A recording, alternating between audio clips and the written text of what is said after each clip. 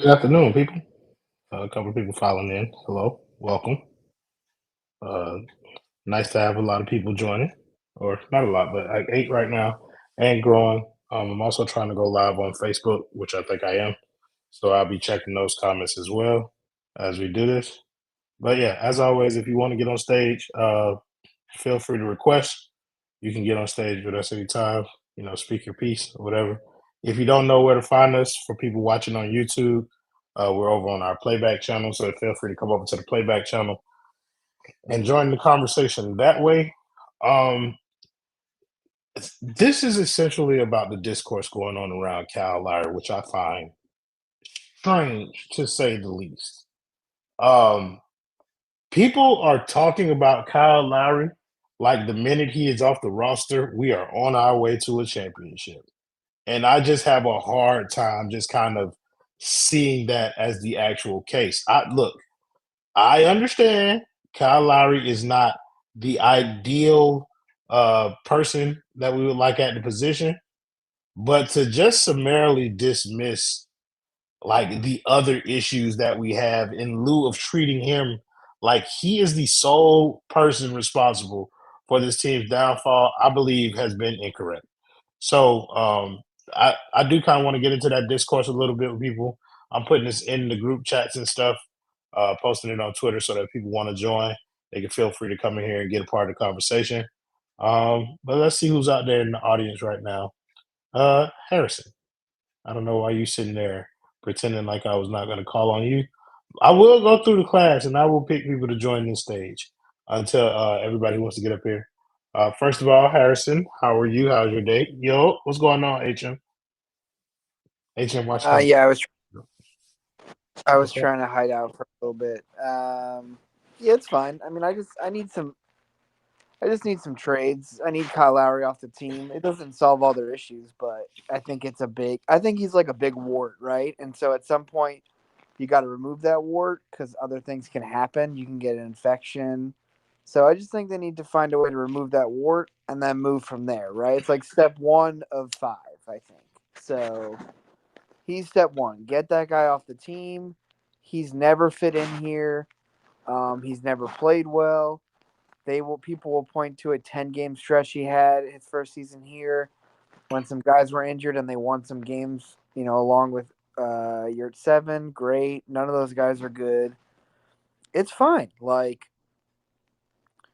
just move on. And I just think all the this he's finally has a valuable deal because he's a large expiring contract. So move on from this dude. Bring in a guy that can actually get to the rim. Can actually open up Bam for some more plays. Because I think I was talking with people earlier in another group chat. Like, Bam's been on the team for 6 years. They've done nothing, not one thing to help this guy out offensively. Zero, nothing. You cannot name a move that they made to help him get easier shots at the basket. So people get mad at him now that and he misses the mid range, and it's just like this is all he can do because you haven't opened. There's not space for him to operate. There's not guys getting him easy looks. So of course he's had to settle for these mid-range shots. And so I just think the team is just built very poorly. So step one is getting rid of Lowry, and then step two, depending on who you get back, is either putting Hero back on the bench and putting Duncan back in the starting lineup where he plays better and Hero's been better, and then ultimately looking for the move to get Hero off the team because they're not going to win with him. And then So you I just think that's kind of been where I've been like fucked up at a little bit, Harry, because people are like, you're saying step one is Lowry going like getting traded. I feel like step one should have happened when Tyler Hero came back from injury, which is putting him on the bench and seeing if there was any way to salvage kind of like the lineup as is to increase the likelihood of Kyle Lowry getting traded. He played his best ball next to Duncan. Like when Tyler was out, that's when Kyle Lowry played his best basketball. And it wasn't great. I'm not trying to, I'm not trying to like do any Kyle Lowry propaganda or anything like that, but like that's when he was playing well. That's when you can kind of trick a team into taking him on. But now that we've benched him, bro, I feel like the return is going to be significantly less than what people may believe we're getting. And on top of that, I just believe that trading Lowry, whatever we get back, is going to be a lateral move and doesn't like improve Miami's chances to do anything. Well, okay, so Royal, it literally cannot be a lateral move because the guy's averaging 2 points a game over the last week.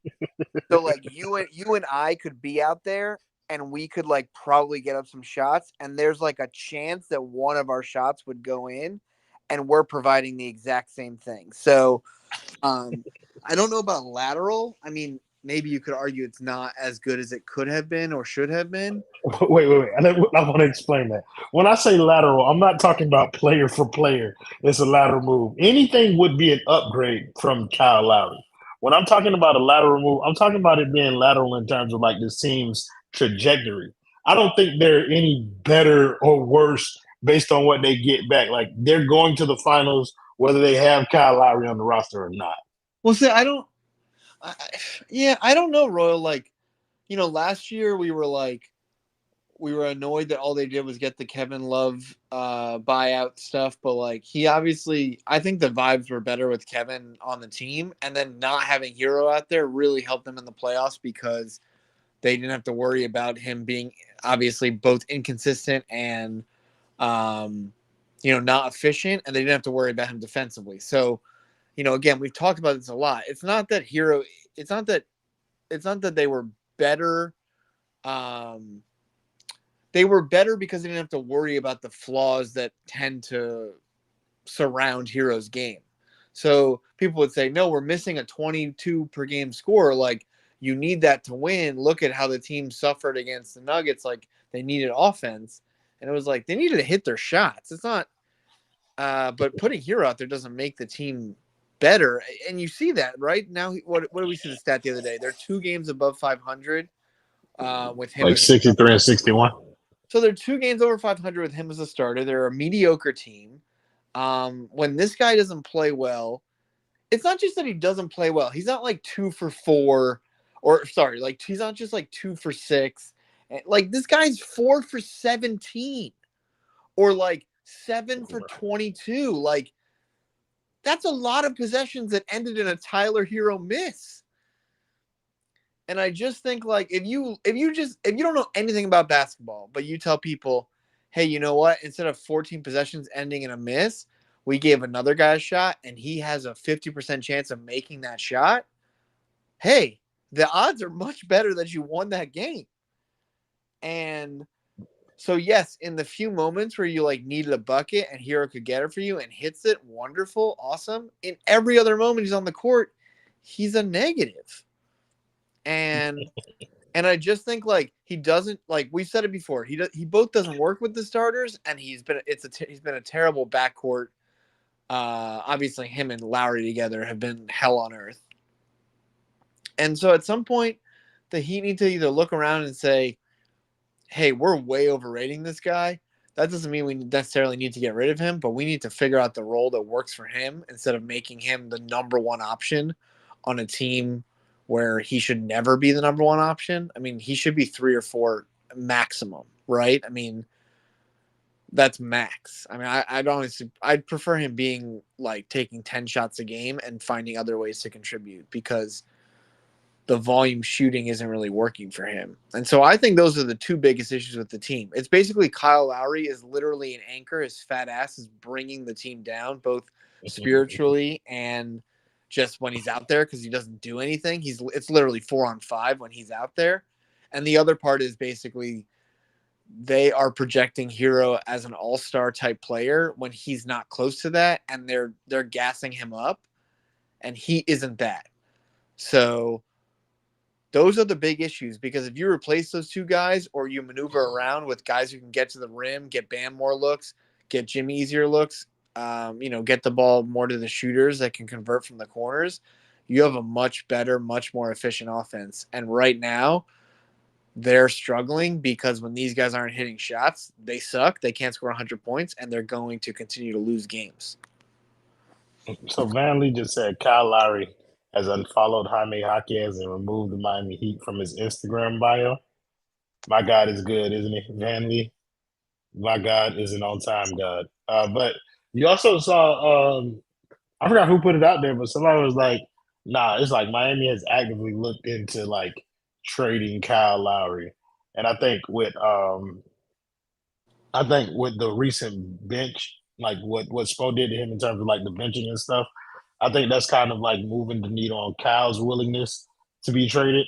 I think he views himself as a starter with this team, and if he's not going to start, then he doesn't want to participate. He already looks half-assed, like in or out on the whole team thing anyway. But I think with him coming off the bench or having to come off the bench, and just watching the team continue to like play the same without him, like that's just kind of pushing him more so out the door. My guy, Dolphin, welcome to the panel. How are you doing today? Well, fantastic. How about you, brother? I'm doing well. Just interested to like hear your thoughts on like this is a Kyle Lowry thing where everybody now is saying Kyle Lowry is the biggest problem with the roster and he needs to be gone. And after he's gone, everything is fixed. Do you agree? Disagree? Where are you on the Kyle Lowry moving thing? He is not. I have to disagree that he is the biggest problem on the roster. He is certainly a big problem in a variety of different reasons. Obviously, his play on the court. I think the amount of money that he costs as well too has proven to be like again, like to Harry's point, it's made him a huge anchor. So in a variety of different ways, he is a problem, a very interesting problem. But at the same time, I also do think he's a bit of an easy fucking punching bag. I really think it's very easy to fucking pick on the 37, 38-year-old short, fat point guard. It's easy as fuck to do. But at the same time, there's a lot more issues with this team that extend far beyond Kyle Lowry. In terms of the play on the court, while he is a big part of it, again, this is an NBA in 2024 where teams are routinely scoring 130 and 140 in regulation. In the last 5 games, like 4 of them, this team has been below 100. That's like 2004, 2005 style basketball. That's fucking like asinine. Like in this current NBA, that's a huge problem. Um, and outside of that as well too, of course, again, not to harp on 14 because that could be a fucking it's a getting to be an exhausting broken record, honestly. But if they're fully intent on keeping the guy, keep him at a position where he's excelled, and you've seen the team excel when he's in that specific position. Like I said it in the group chat, they are building him to be they're creating him as this building block of the team where it's Bam and Tyler are these building blocks for the future. He's not. He's like a complementary piece. He's not someone you build a foundation of a team around. He's a Jamal Crawford, Jordan Clarkson type. And Jamal Crawford was like a damn good player, but he was never a guy on any of the teams that you like on the Clippers or some shit, right? Like during those Lob City Clippers, the foundation of the team was Blake and Chris Paul. But you had Jamal Crawford there as a nice little additive. You know what I mean? But you certainly never thought he was the foundation of the fucking team. They'll be fine with or without him. And that's another huge concern of it as well too. The team just has a lot of fucking problems from top down, you know. And obviously, you know, fucking Mickey and Pat and all that as well too. So there, I think to land my plane on this, to just narrow it down to Kyle Lowry and then pin the blame on him, I think it's unfair. He's a huge part of it, but if you're going to pin the blame on why they can't go above 100 and blame it all on Lowry, I think that's a big mistake, honestly. So I got Adrian said in the YouTube chat, he was saying it's the combination of his play and his salary that kind of makes him the biggest target or the biggest ire for most of the Heat fans, kind of like vitriol. This is my thing about that money. Like, brother, they paid it to him. And I think you hear it a lot. Miami foresaw, like, okay, maybe in whatever year, X year of his contract, he may not be up to snuff. They saw this and they had opportunities to move him last year and they didn't do that. And so now we're stuck with that problem this year. Well, The that's whole thing is like, go ahead, Harry. so Royal. That's what I was actually having an argument with someone in another chat earlier today. It's like the Heat team is this Heat front office has basically like put nails on the road and then wondered why they keep getting flat tires. Like this is like or like you know that famous clip of that stupid infomercial where the lady hammers the wall and then wonders why the hole is there. Like they've been doing this to themselves. Like They didn't have to give Duncan 5 years. Okay, they gave it to him. Great. Now, for 2 seasons, they were wondering like what this guy could do. They didn't have to give Kyle Lowry 3 years, $30 million apiece. They did. Of course, that wasn't going to go well. Everybody, even people who liked Kyle, and I was good with the trade, were like, that third year seems bad. Like a 37-year-old point guard doesn't seem great. Like, does it have to be guaranteed? And my thing is like, if you know the guy wants to be there, why don't you negotiate a little bit? Like, why did they give him $90 million for 3 years? He's at the end of his career. They basically did Jimmy a favor and it fucking backfired. Why do they keep bringing up these undrafted guys and then not getting anything for them? Why do they keep signing guys on day one of free agency and then needing to give up second round picks to dump them? Like, what the fuck? Why are you signing Dwayne Dedmon to a bloated contract only to need a second round pick to get off that deal? Why are you signing Big Oladipo? Why are you signing Myers Leonard on the first day of free agency, who turns out to be a fucking neo-Nazi, and then you have to give up a second round pick to acquire Ariza, who sucks? Why do you have to give Oladipo a second year player option when he already has the injury history, so that when he gets injured, he accepts it, and then you need 2 second round picks to get rid of him to save a couple bucks? Like, yes, I understand Mickey is cheap. I understand they're not trying to pay a big tax money. Fine. Why do they keep shooting themselves in the foot? And then why is the excuse, oh, they have Spo, they're going to figure it out? They don't need to keep making these errors. Also, while everyone's here, we will be doing a pod about all of these mistakes for the last decade. So I will do this again and explain to you how stupid it is that this team has been as successful as they've been and gotten as far as they have with all the mistakes that they've made when they could have easily not made the mistakes, and they've probably would have had a championship already. So that's what I'm also not. You can blame Lowry. We can blame Hero. The fact they're here is the front office issue. The fact they got signed to big contracts is a front office issue. The fact they can't move them at the height of their value is a front office issue. And the fact that they keep making the same mistakes and make Spo have to clean up the shit that they left everywhere is annoying to me. And they need to figure that shit out. I think Harry, like, as well too, and maybe this is a superficial way of looking at it, but they feel like a fucking team that is run by an old guy. And I don't really know like how much of the responsibilities now are levied between Andy Ellisberg and Pat Riley. And I don't know how much of it is Pat just being a figurehead. And I don't want to old shame or anything like that. But when I see the guy give a speech for Udonis, and then he just narrows off and then he just wanders into some shit about Martin Luther King. Or when I saw a week and a half ago when he was talking about D Wade and he was just bloviating about a fucking bobblehead and then trying to find a way to segue that into a statue. And I'm thinking to myself, I'm like, is this like, I really pray this is not the guy making decisions, like serious fucking decisions for this team still, because this is something, this doesn't just extend to speech. This is like how old people really like do business. And like they operate like a team that thinks that the old ways are the old. It's like that shit from The Wire. That's the thing about the old days. They're the old days for a reason.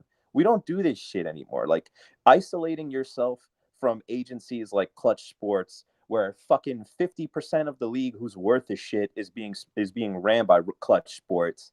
Fucking thinking you can pick up players off of bargain bins and they can just reignite themselves. That shit doesn't work. Like you have to sacrifice. You actually have to make shit happen. Like the idea of the Godfather, I'm gonna fuck people over and I'm still gonna end up winning.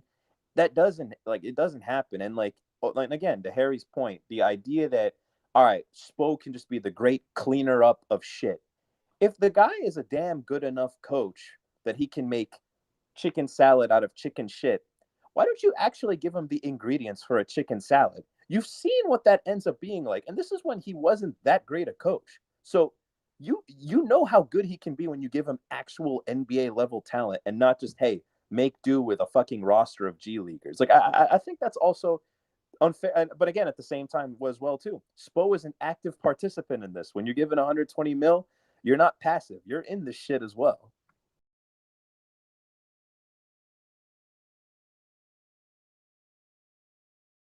How much shit this front office gives like Spo in terms of like lack of talent. I'm I'm going to start including Spo in the front office conversation.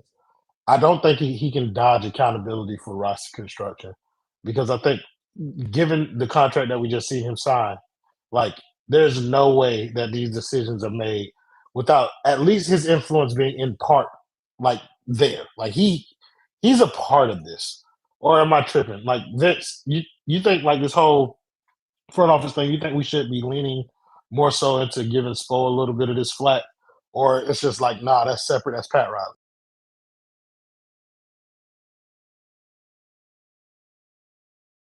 Kinda. I mean, when it comes to the undrafteds and all that, that has to be Spo. When it comes to like picking out all the undrafteds, but if you're talking about the drafted talent and all the other talent above that, it can't be. Like he just got the bag. We can't retroactively be like, oh yeah, the last 5 years that was all Spo included too. It's like I don't really think it would be like that.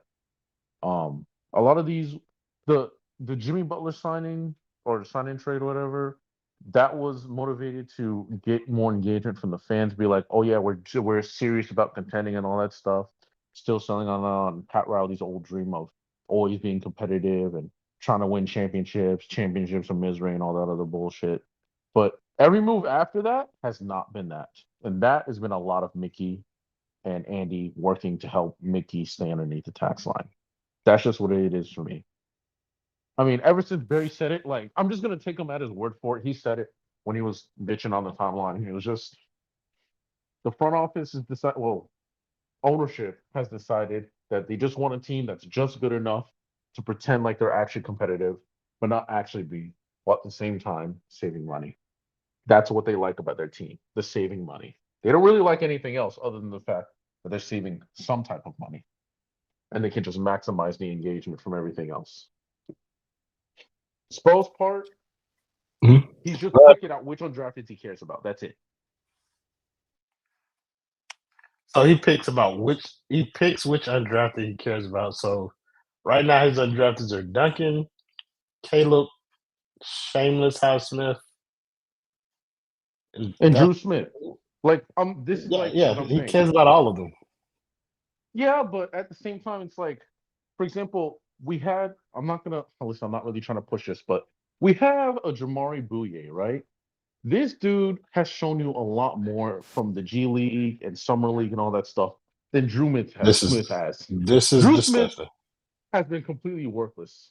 But for This is gross. whatever reason, we had to get Drew Smith. Vince, I'm just Vince, saying, he does you have pick to stop favorites this. even amongst the undrafted. He picks his favorites. He picked Vince, Pocahontas over Bagley. Vince. Listen, I, I'm I saying it. can't I don't let you. care. I I don't can't let you care. go out like this, gang. I can't let you go outside like this, bro.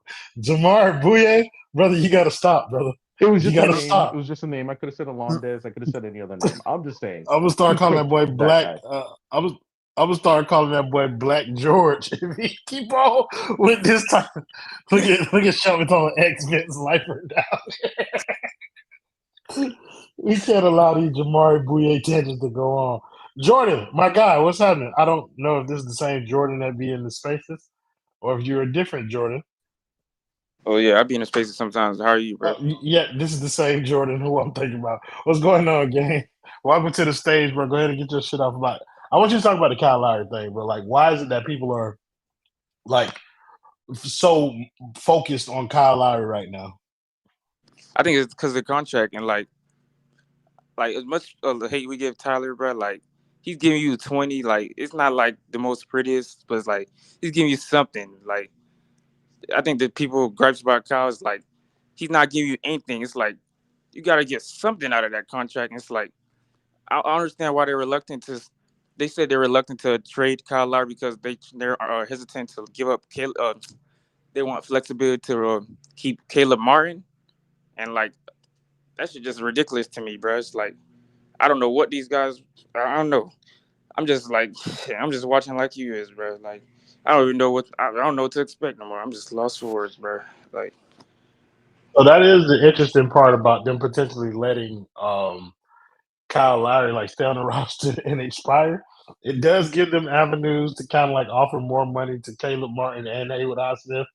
Um, Harrison does I know the answer to this question before I ask it, so I want to preface the response with that.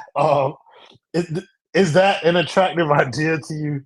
Like as a way to save Mickey even more money, if you think that's the way that they're going anyway, just let them expire, resign Caleb, and just like let it all go to hell from there, and just rebuild that way.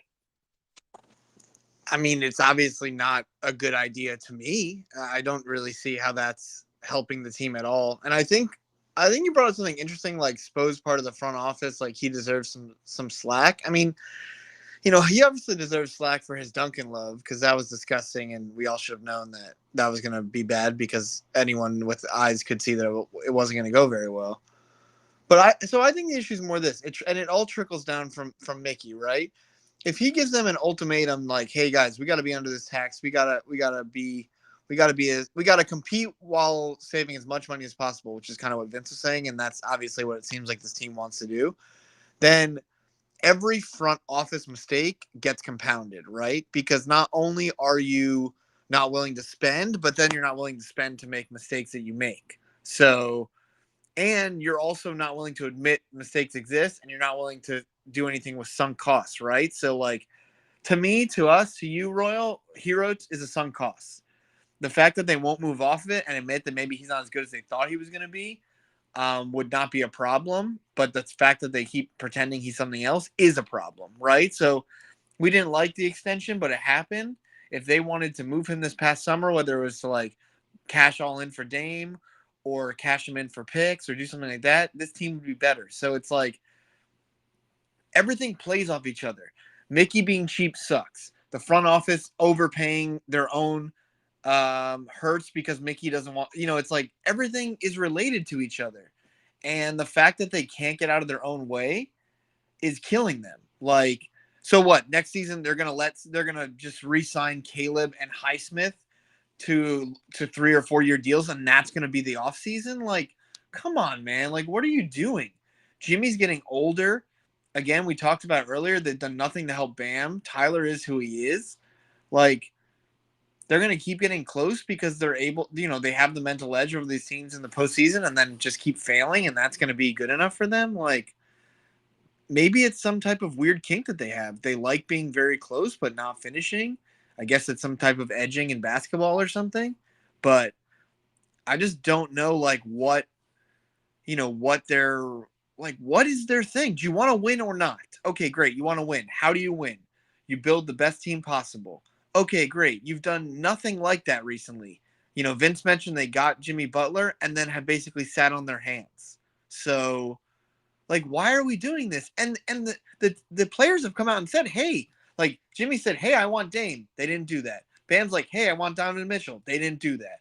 They'll come up with a new friend next year. They'll fail again. Like, just bring in some guys. That's why this deadline is really, to me, it's going to determine how much Heat basketball I watch going forward and how involved I am in making this podcast. Sorry to say that out loud, Royal. But, like, if they don't do anything,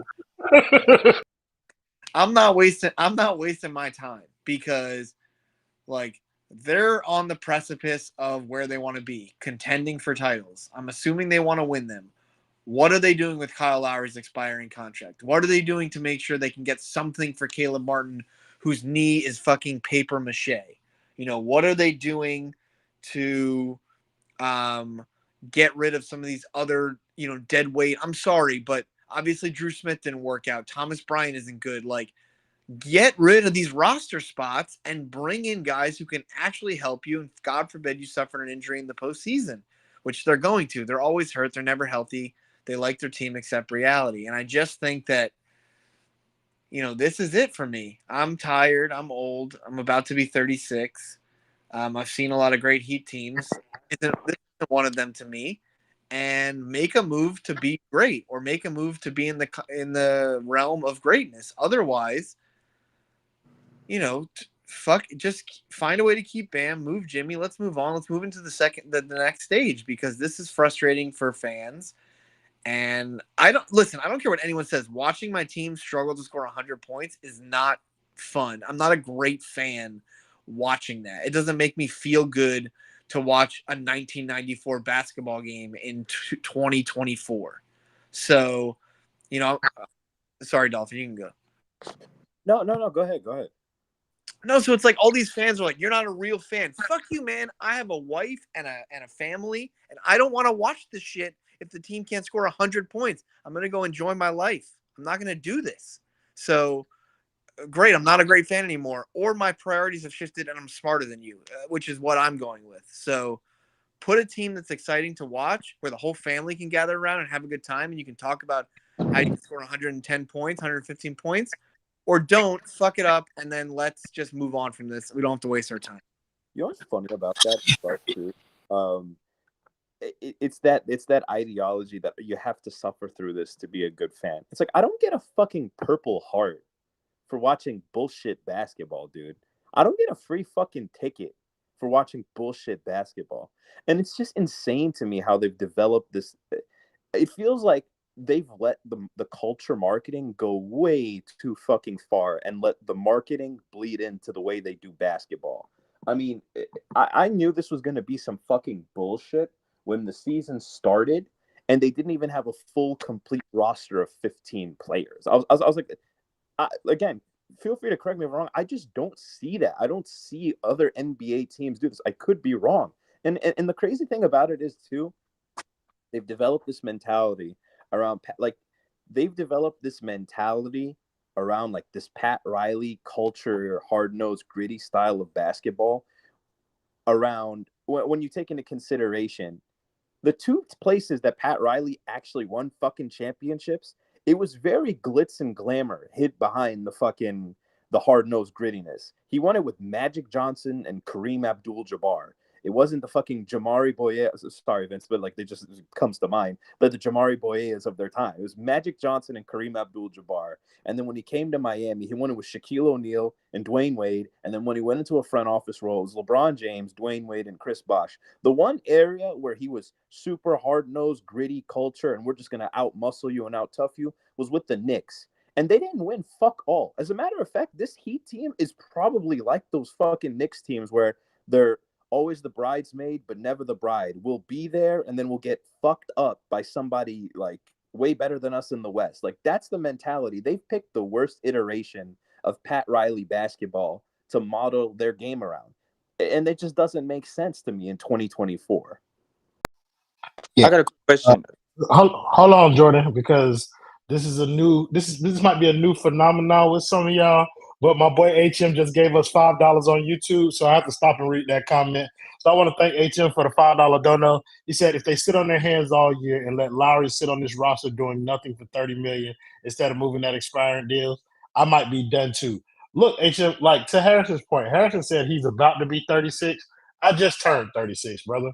I have a wife as well. I have two children as well, or not as well. I have two children. Harry doesn't have two kids, but we both have families, brother. If they don't do nothing with Kyle Lowry's contract, the basement has had a phenomenal run, but this shit is cooked, brother. It's not happening again. I'm not nothing, brother. No lunchtime spaces, no playback, no YouTube, no nothing, no podcast, none of that. This shit's over with, brother. Like it's over with, bro. But hey, I did think something that you were saying was interesting, and I want to ask Vince about this because we we're still talking about Kyle Lowry's money or whatever. And I told you earlier that I think it'll be a lateral move to take Kyle Lowry off of this. They've been putting different people around our same three big players this whole time. At what point is it maybe the three big players don't move you or don't work anymore, Vince? Like, at what point does the front office kind of realize, like, maybe it's time to move on from one of them as opposed to just trying to shuffle the pieces around them? In the words of Justo, shuffling the chairs on the Titanic. I mean, it should have been obvious after year two. Like when you see it not working in year three, especially when you plug Tyler into the starting lineup and it actually just makes the offense or the whole flow of everything worse. It should have been just like a light bulb moment shouldn't be like, oh, this is not gonna work. If this guy Tyler here was supposed to be the future of this roster after Jimmy retires, it doesn't work. And so something should have triggered in them to make that move. That's why when Harry said that he assumed that the front office goal was to win a championship, I was gonna chime in, but I just let him finish because I'm like, they don't. Because again, back to what Barry said, that's no longer the goal. It's just to be competitive. It's just to be on the cusp. They're not making the moves. So I'm just gonna let everyone know now. Spoiler: they're not making the moves. The basement is over. Enjoy your streams while you can, because this shit is over with. They oh man, I don't like talking about this. This sucks. But we're gonna be going into the Atlanta purgatory of just doing nothing and being barely relevant for playing. We're gonna keep lowering our standards as the years go by, and that's just gonna be the future of our team for the next few years.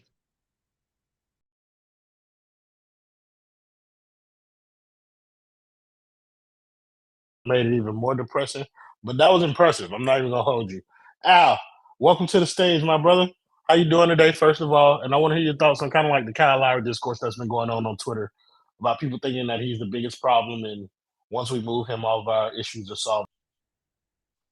They're definitely not solved. And good morning to everybody else in the basement. Shouts out to y'all, because we keep it real here. Like, if the team stinks, we not supporting it. That's just real. That's just real. But Kyle Lowry, like, he been an issue. Like, I never wanted this guy. I never wanted him.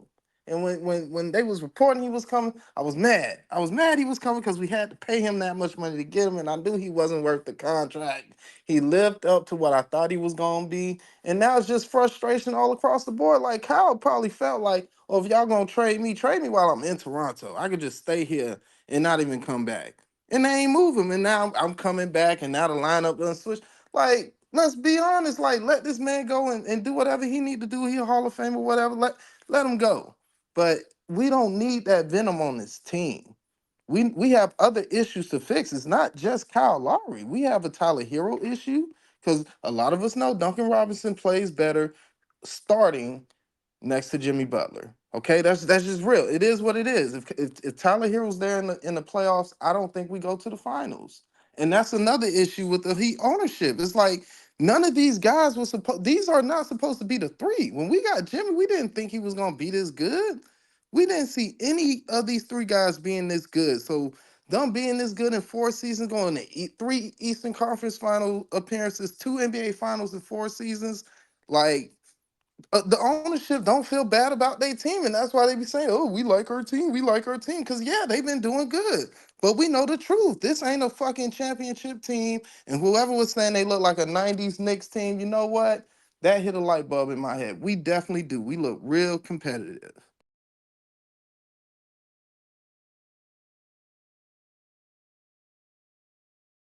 Like people are complaining about the way the regular season basketball looks right now, and I believe that they're going to be competitive in the playoffs. No way. Like I don't. I think they're going to be competitive whether Kyle Lowry's on this team or whether he's not on this team, and then everybody will forget because they forget last year. Like we brought Kyle Lowry out the bench, and he was fine. He was the same. Am I tripping when I say that? Like he didn't do much of anything then, and I don't expect him to do much of anything now. But he doesn't hurt the team in any way. HM said, "Look ahead. Do they offer damn near 40-year-old Jimmy another max extension?" They're fucking not. Way. Use your brain. I Huh? don't, I don't think so, brother. I don't think they can do that. Like I'm not seeing it. Jordan, you think that Jimmy deserves another max extension after this contract? Yeah, nah, I would have traded him like last year, like when the first was what you call it. I would say like that, like when we was like 1-4 or whatever it is. Like everybody saying trade Jimmy to the Kings. I would have traded him last year, but like it's a larger picture. I think it's like we need a guard that can get to the lane because like I feel like that's the when the team had its most success when they had Goran Dragic. Like I think that's might be the fix. You don't think so? Like a guy that can get to the rack, like a Goran Dragic Yeah. type. So here's what I think. I think yes, absolutely. To answer your question flat out, I do think getting a guard that can go to the rim and provide rim pressure for this team as well as facilitating offense will help this team be better. This is what I don't think some of these people making these arguments realize. I don't think they're going to like how that affects or impacts Tyler Hero's game. Like the game that Tyler Hero last played, he played ideally the way that I've been asking for him to play. Off the ball, catch and shoot type shit. Like I really didn't have a problem with the fact that he shot terrible last game because he was playing the way that I thought he should play. And I think he'll have more good nights playing like that than he will bad nights. But that is the way that he's gonna play. Maybe a little like That's the less way he plays. shots. Yeah, but like, are people even looking at that? Are That people shit No, didn't considering look they're that good. looking around at here? the result. They're That not didn't looking look at the good process. yesterday. No, it didn't. What Tyler Hero didn't look good? The missed shots, like I'm not talking about the results of the shots, Al. I'm talking about the process. Like it didn't feel like he was the one dominating the ball or dictating kind of like the outcome of the offense. He did have times where he tried to take Like Jalen that. off the dribble, and then like that was not pretty, bro. You said what? I said he tried to take Jalen Suggs off the dribble a few times, and it was not good. Yeah, like, but those were not as frequent as it normally is with Tyler Hero. Like those isolation possessions, they weren't as frequent. And I think it was more so because he was playing off the ball. But like another point guard, bringing in a point guard that gets downhill and distributes the ball and stuff like that, I want to be more beneficial to Bam. But I think that there's going to be some additional sacrifice required from Tyler Hero's game. Dolphin, agree, disagree, see something different? Like, how do you feel about that statement in and of itself about adding a downhill?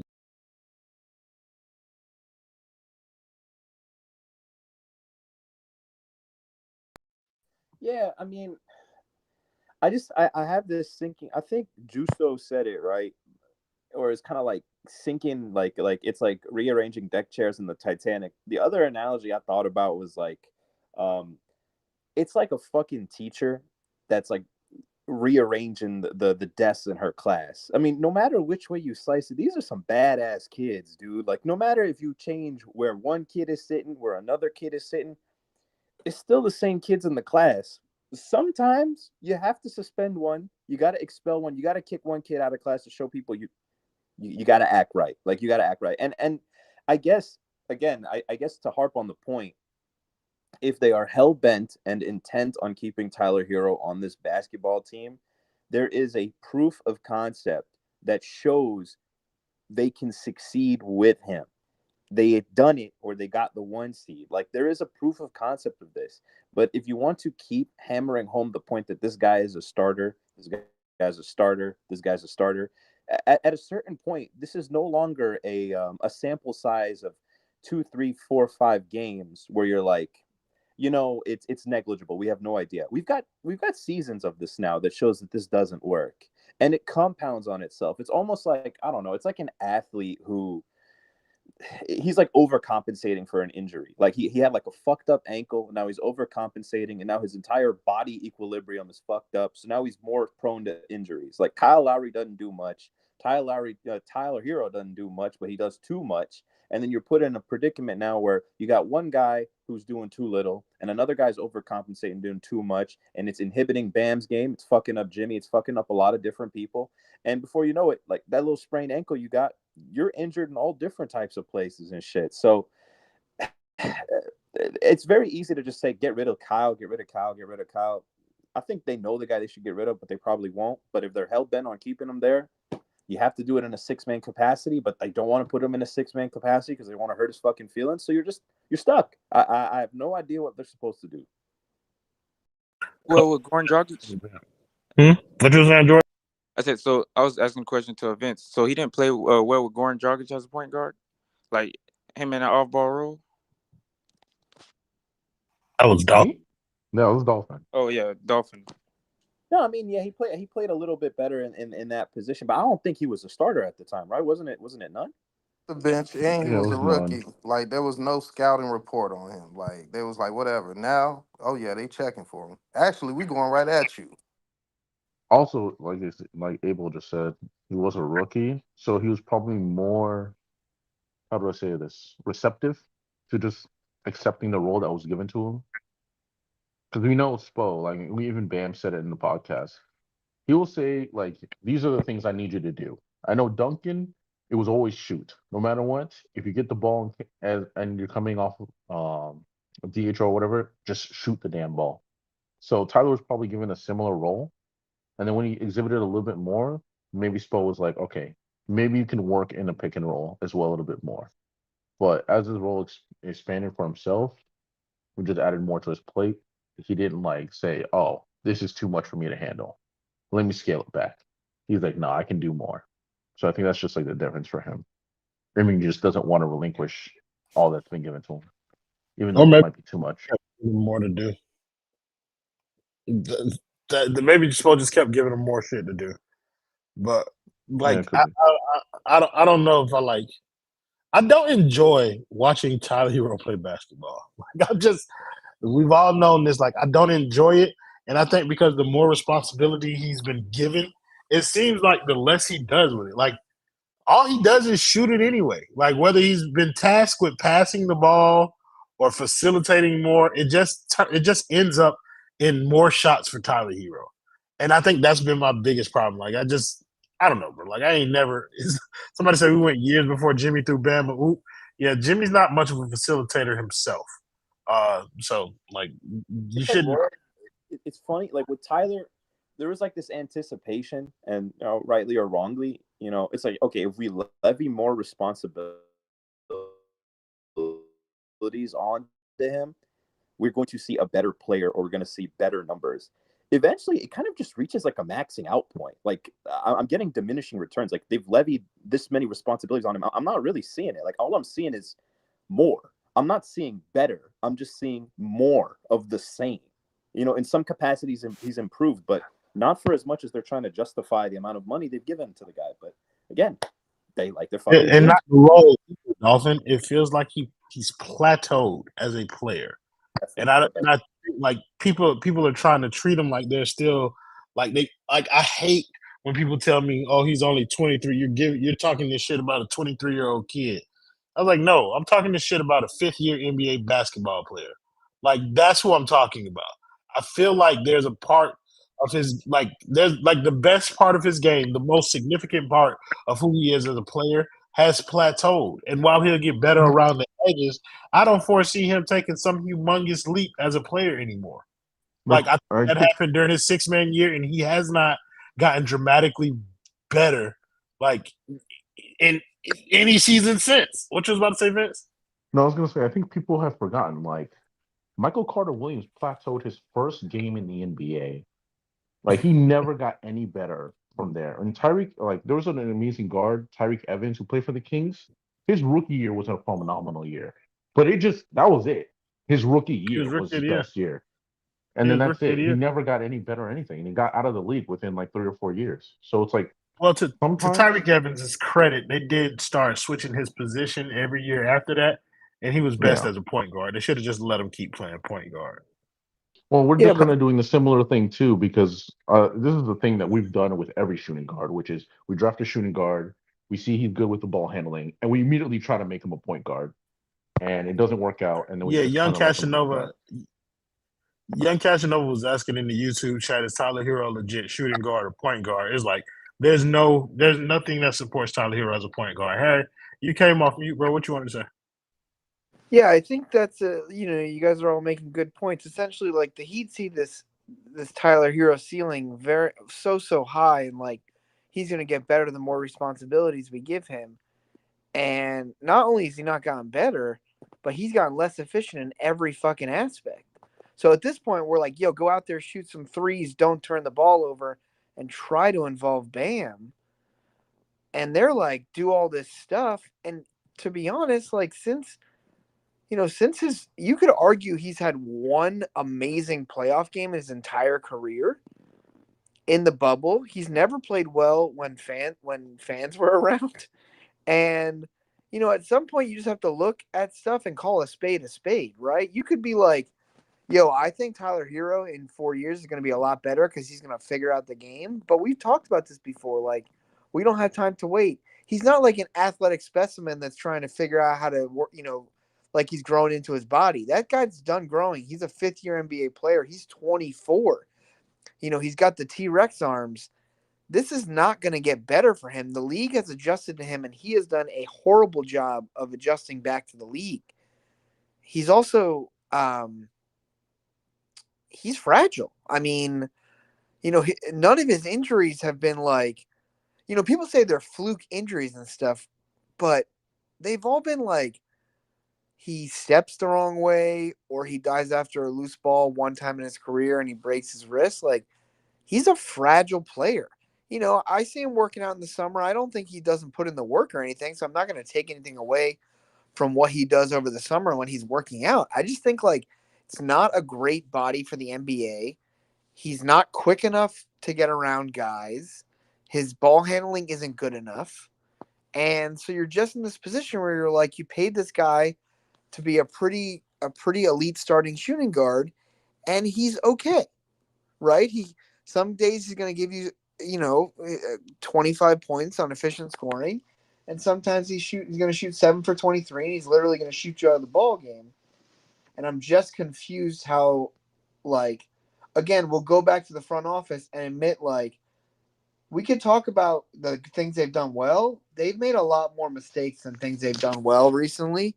And I think at some point you have to realize, like, maybe they need another voice in there. Maybe they need someone else to help them out. Like, you guys were talking earlier about Pat Riley and how old he seems. I think Dolphin brought that up. Like, there's a reason why most people in America are annoyed that there's like no term limits on Supreme Court justices and that the two people running for president are 80 plus years old and can't remember their first name. Like, age plays a factor in your cognition and your ability to remember things and your ability to be good at your job.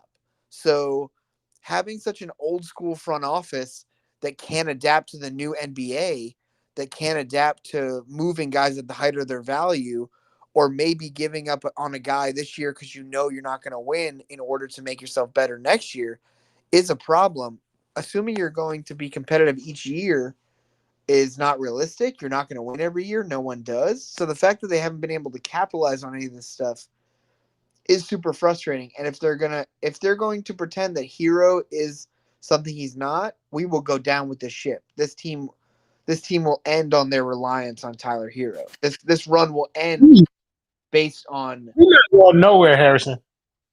Then fine. Then we need to admit this team is not winning anytime soon. And if they're able to retain Bam, then it's that next iteration where they'll have a shot, depending on who Bam can recruit in, and not on what the front office can do, because they have no idea what they've been doing recently with asset management. Or the only thing they've really done well is draft players. They've been okay at drafting players. Obviously, Precious was a mistake, but the other guys have been fine.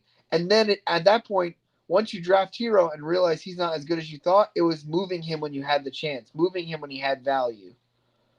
So the fact that that's the only thing they can do, they can't take these undrafted guys and turn them into second round picks. They can't they can't get Dame when he wants to be here. They can't get Mitchell, who thought he was going to be a Heat. They can't give up the picks because they're too worried about the future. They are not doing well.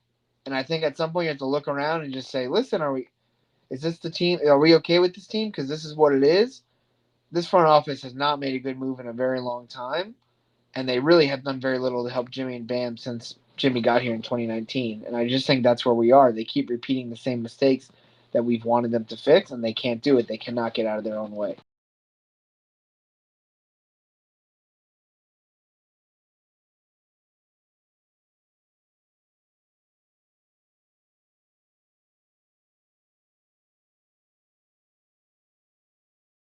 Who?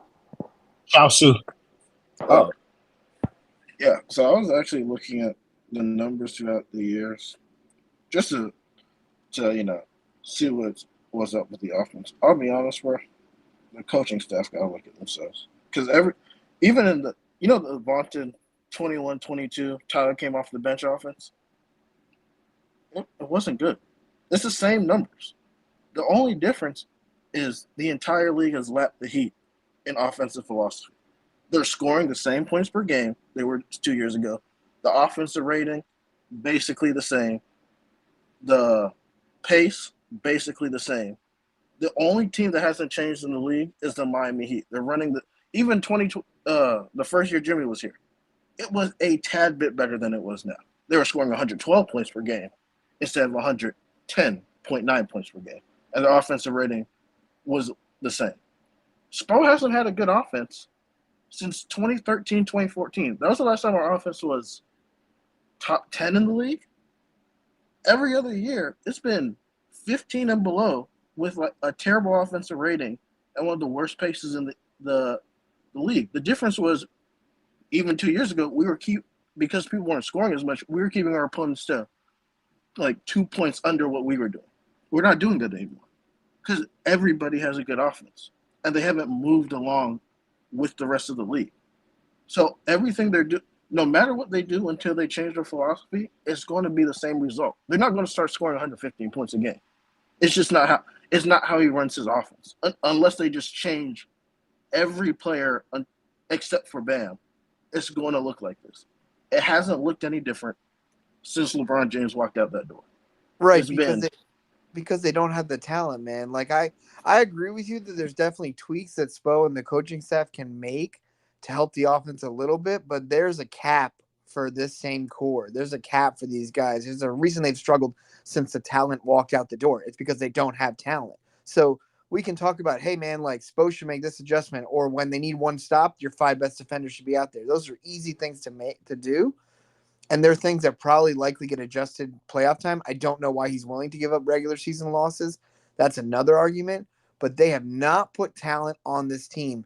They have try hard guys that aren't good enough, and that's why the offense struggles. When they need a bucket, what do? They take long threes. When those aren't working, threes are long twos. When that isn't working, the offense sputters. They have no one that can get to the basket. For this team, that's a lack of talent. The fact last year they had 9 undrafted free agents, and we're depending on Max Strus to be the guy to fucking cut to the basket. Like, bro, bring in Has made somebody. another Five Reasons made a good point on the pod too. Like, they were saying that because from night to night you don't know which Jimmy Butler you're gonna get. That means from night to night the team doesn't necessarily know who the number one option is. So like that's a humongous issue. Especially even when because you see a lot of times like two of the guys play better without the third.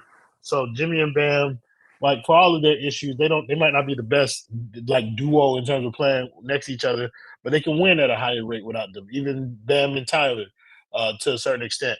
But like when all three of them are out there, it feels like there's a whole bunch more confusion going on as to where the ball should be in those clutch situations that you're talking about, Harrison. Like, where does the ball go?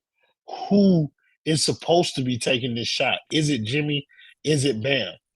But bro, that's exactly why we were all clamoring for Oh, Dame my over bad. here. Like, you needed a number one scoring option, a guy that you could be your number one option. So if Jimmy took a back seat, you'd be fine. Or if Bam was off for a game, you'd be okay. The fact that there's so much reliance on Jimmy Butler. He's 30 fucking 34, 35 years old. They don't have enough complementary options to make up for the slack. That's why this team sucks so much without Jaime Jaquez, because he was doing a lot for them out there, and he's a fucking rookie. And you're just looking around, you're like, yo, who is constructing this roster? I mean, listen, I know they've had every pick Nicky in the book, and Harrison. this isn't a good example. But go look at I watched the Thunder game last week that was on TNT. That team has so many fucking options that can score the basketball. Like they have so many guys that if the shot clock was winding down, you would be fine with them taking a shot. So many fucking guys. The Heat have two. And if another guy takes it, you're like, fuck, why did he shoot it? Like, Josh Richardson should not be playing meaningful minutes on this team. He has sucked this year. He has been awful. Kyle Lowry is a walking turd, man. That guy does nothing. He takes a shit on the court. He does nothing. Tyler Hero has one good game and 3 bad games. Bam Adebayo spending the whole time trying to find a mid-range shot that just, yes, it's his go-to. It's not his best. It's not his best offensive shot. Jimmy plays hard every 3 games. It's like, what do you expect? They don't have anything. That's why Jimmy wanted Dame. That's why they don't like each other. They've been together for 5 years. They've done everything they can. They've been to multiple finals together.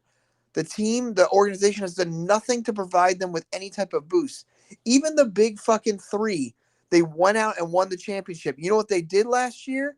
The next year they brought in Ray Allen to help them. That guy hit the biggest fucking shot the year after. Like the fact that our day one free agency signings are Dwayne Dedman, Myers Leonard, Josh Richardson, Victor Oladipo. Go fuck yourself. There's so many guys who were minimum guys that were available that wanted to play for this team, and they said, "Nah, we got Jamal Cain. Nah, we got Drew Smith."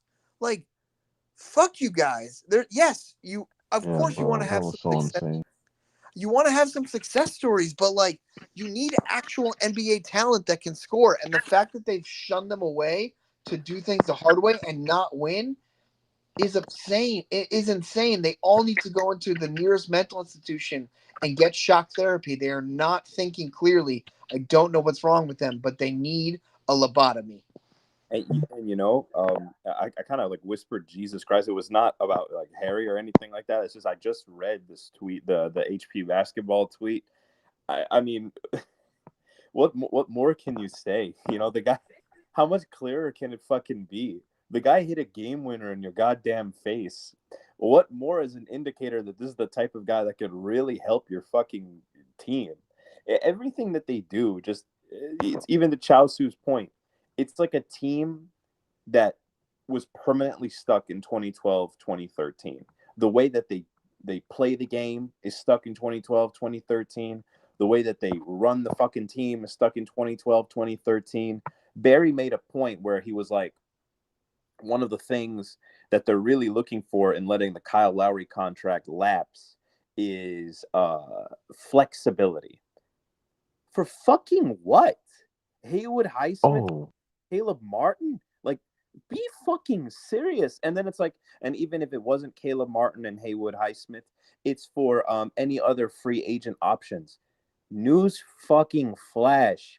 The concept of free agents, if you guys are still going for the big fish, free agency hunting for the big fish is dead. That's been dead since God knows, like when Anthony Davis got traded to the fucking Lakers, dude. Like that's done. That's finished. That doesn't happen anymore. So even the way that they're running the team, it's like the old ways are not the ways that you have to evolve. And again, I know it's sacrilegious to like the average Heat fan to be like, oh, add new blood. But you take into consideration, dude, everybody that is a part of this team in terms of front office, coaching, and everything like that, motherfuckers that have been here 10, 15, 20 years, it wouldn't be wrong to have a fresh voice say like, hey, maybe there's a new way to do shit.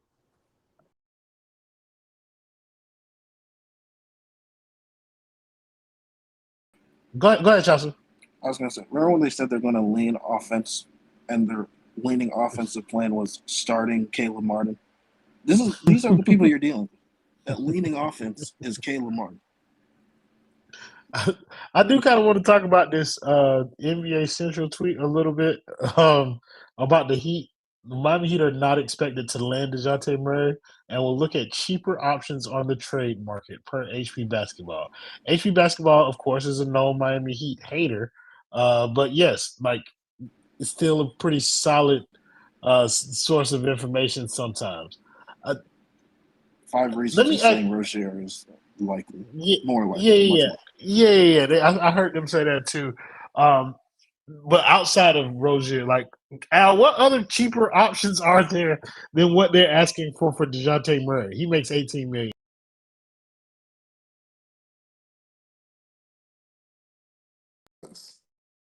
Like the last time I've been looking around, what they had going up. Let me press back on here because it for us we need fits. Like we're trying to win a championship. Like DeAndre.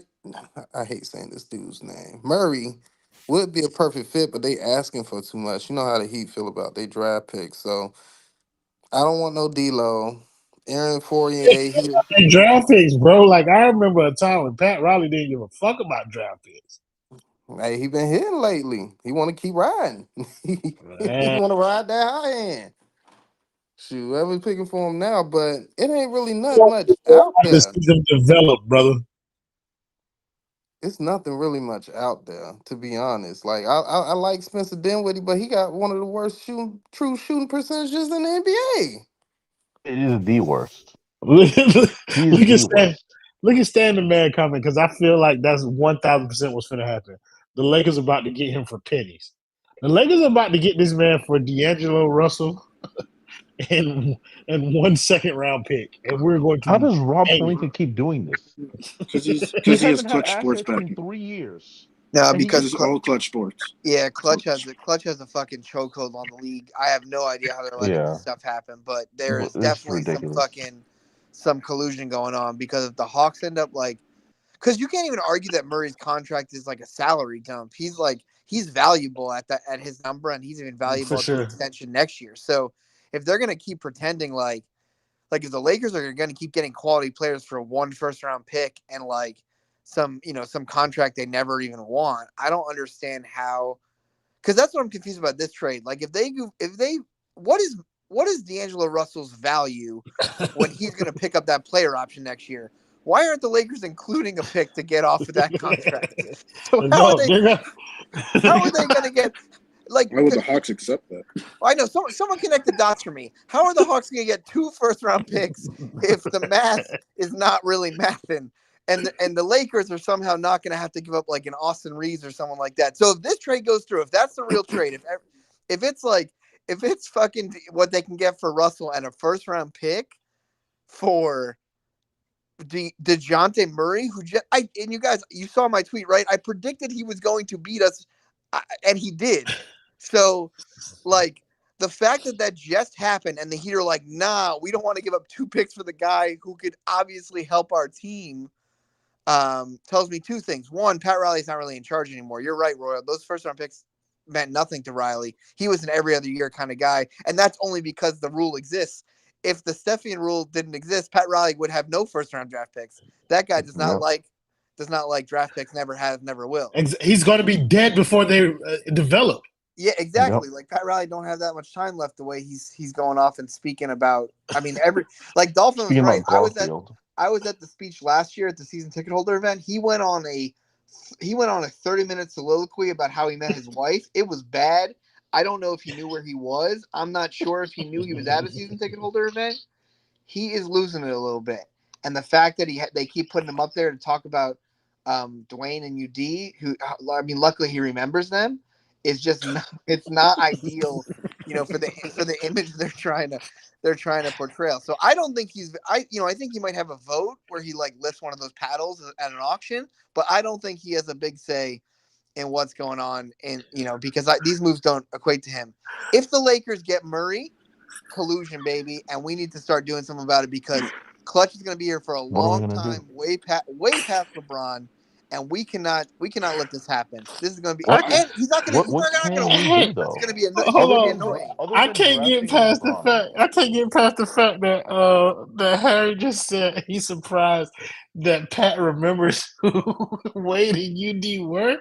That Jimmy Butler for jersey retirement is going to have him in a box in hell. He's not gonna know nothing about Jimmy Butler's tenure here. Not gonna remember what jersey he wore. That shit's gonna be funny. HM, want to thank you again for the $5 dono on YouTube. So y'all gotta sit back. He said DeJounte would be perfect for us, but he's a clutch client, so there goes that. Everyone has accepted what needs to happen, but the period with the power. Hey, listen, brother. The people, I think he was trying to say, the people with the power, they don't give a shit. Who's about to talk? I missed it because I was looking at the I dono. was gonna say I generally don't think they believe in the Jimmy Butler build anymore. I think You said what? I don't think they believe in the Jimmy Butler build anymore. I think Neither do I. they want him to finish out his contract here. They want to keep Tyler, Jaime, and Bam because the way they're talking is whose we don't want contract to here?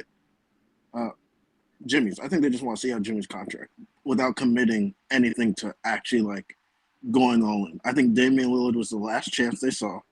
It blew up in their face, and now they're like, we can't commit to this build. We don't really believe. We think Jimmy's good, but we don't believe in him enough to commit like picks, hero, these other things, and then if he doesn't win anything, we're left with nothing, and for them, nothing but an expensive bill to pay. Because that's how they're moving. They're moving like they don't want. They're moving like they don't want to do anything and just see it out and hope Jimmy steals one in the last 2 years. They said this though. Pat Riley said this in his address before the season start that they're just gonna look to see what they're gonna do in this build, and that all good things must come to an end. and 50 years of builds and blah blah blah blah blah. Like that's why I said that flexibility comment was always strange to me when they talk about Kyle Lowry. Because like you already said that you might blow it up at the end of the season. So what is the point of telling us you're going to keep Kyle Lowry to make flexibility for the roster if you're going to blow up the roster anyways? You're going to end up trading Jimmy because the roster is no longer viable for a championship, and then you already have all the cap you need from trading Jimmy. So Kylie's contract is irrelevant. Yeah, but who wants? Let's be honest. Who wants Jimmy Butler? What team would want If Jimmy he Butler? goes off in the playoffs again, but we lose in the first round, That I there's think a every chance. year, I think every year that Jimmy Butler goes off in the playoffs, like it's a blessing for the Miami Heat, but it's also like other teams are kind of waiting to see like when the clock is going to strike 12 on that shit. I don't think people believe that he can keep it up anymore. I don't think we should believe that either.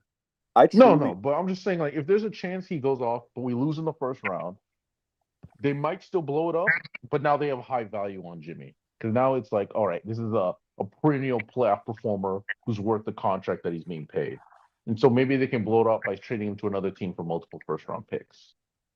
But that's like the only window I really see. Outside of that, I don't know how else they're going to deconstruct the roster. That tweet you put up in this chat is insane, Harry, because I agree with it 100%. Like that shit, he cooking out there. He's cooking. What the fuck was I just looking at that made me want to say something? I don't even remember what it is anymore.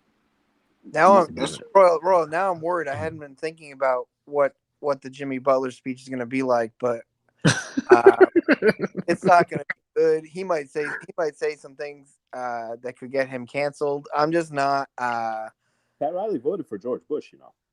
Yeah, I'm not. I'm not ready. I'm not ready for like, and that's. I think that's really what's sad is that, like at least recently, even after the LeBron James stuff, Pat Riley seemed to have that like fire, and then recently it's like, now he has that farter, and it's just he's done. Like, so they need to stop sending him out there. I understand it's a nice gesture, and he wants to say something nice, but they need to give him a teleprompter or something, or not let him do that because they haven't really told us who's making the decisions, and people assume it's him, and I don't know.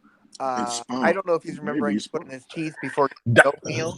So Chaosu, I keep telling people like we gotta start like including Spo in this front office thing because we're seeing it. Like it's not Pat Riley. Maybe that is where my like stuff has been These are misplaced. SPO Pat, players. Haywood Highsmith is a SPO player. Caleb Martin is a SPO. All these hybrid wings, those are SPO players. That's how he likes to play. Orlando So Ramos is not a SPO player. who's Kyle Lowry's player? Who's that? That's Who Jimmy who got Butler. Kyle Lowry? That's Jimmy player. That's Jimmy Butler. That's Jimmy So Butler. isn't Jimmy Butler's Pat player? Jimmy Butler's a culture player. yeah, Jimmy. I think So, Jimmy was a unanimous decision amongst everybody there, but that's because they had Hassan Whiteside leading the franchise right before that. I'll say so this though. do you think Spo does not want to coach talent? No, I think I Spo. think I think Yes, actually, Chino. yes. I think Chino said it before, like last year, and it was funny, and everybody kind of missed it.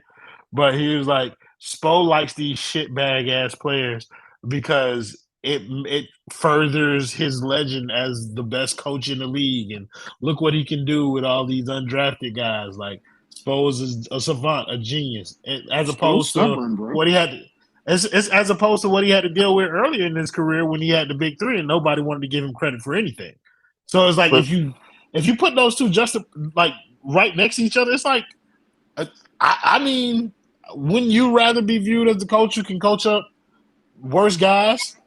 He has three if championships there are already. no accolades behind it, I don't think it's worth it because then He anyone has can his just build a accolades. But narrative. they No. are accolades. They're What are Eastern the Conference Finals, accolades? Eastern Conference and Finals appearances. Like those are accolades that people are lauding and that people will remember and that people will give him credit for. Like Do you you remember the get your coach ass for the stomped. '06 Pistons or '04 Pistons? Larry Brown. Do I remember? Larry Do you Brown. think most people Yeah. do? Oh no, I don't. I don't. But I also don't expect most people to remember the stuff that I remember. I'm older. like I Yeah, remember Also, a yeah. to lot of shit that people. I bro, to remember my a lot of shit people don't remember. bro, to What's my up, Spo, Chelsea? to my Spo point, when they were like highlighting during the game. You're like, yeah, he gets a lot of his concepts from Don Nelson and Mike D'Antoni. I'm like, that's great. Those were great offenses in 2004, 1996. And Right. I'm looking at his offense. He got some of Yeah, his and I'm offensive concepts from Chip Kelly yeah, when and I'm Chip breaking Kelly it. was coaching Oregon. I'm like breaking it down. I'm like, Spo, like I understand like you ain't working with the best pieces, but some of this stuff is like you can't. They're not running ISOs correctly. They're not even spacing on ISOs. Like by Mm. percentages, Tyler Harris is a top 10 catch and shoot person in the NBA. Why don't you just put him in the corner? I know you don't have someone to run a pick and roll, but pick and roll going to the right so they can't help off the right-handed finish, and you have a roll to Bam and Heroes in the corner. We're not even running that. The best thing they have is dribble handoffs, which is a crazy concept to spam in 2024, unless you're like Steph Curry or Cade Cunningham. That's why they did the dribble handoffs because they have multiple options coming off the dribble handoff. Even with Duncan Robinson, he has the most options, and it's like two on our roster. It's I'm either going to try and dribble past it, or I'm going to pass it back to Bam. That's just two options, and that's our offense right now in 2024. So that's why even at this point, I think it's cooked because no matter what they do, they're running a 2012 offense. So they may go to 111 points per game, and So I they're got a still going couple to of be things. 25th in the league. Yeah, so I got a couple things. Uncle Laz in the YouTube section said we need to come to terms that with we aren't getting anyone, buddy. We have already done that. He said Murray ain't coming, and we're going to keep watching and hating this product. Hashtag I hate them. I'm gonna watch it. I'm not gonna lie, because people were tripping on Adam when Adam said he only watched like 5 games this year. I envy Adam Baraj for being able to only watch 5 games. I have watched all of these fucking games. I think I may have missed one, but like I've watched most of the games this year, and it ain't because I enjoy what I'm watching. Like I used to be able to enjoy Heat basketball even when they were losing. Young Casanova said DHO only works because of Bam. No, the DHO works because of Duncan. Bam is the beneficiary. Uh, but yeah, what the fuck were we talking about before this? I forgot. Putting Talking blame about on Spo. Spo being part of the front office. Oh, Put Bam's lost motivation too. When I saw Tyler had to yell at him to cut last night, I said, "Yeah, Bam don't want to play today," and he may yeah, it's not like want to play why? for. Well, first of all, it's like why would I cut for you? You can't make the pass no way.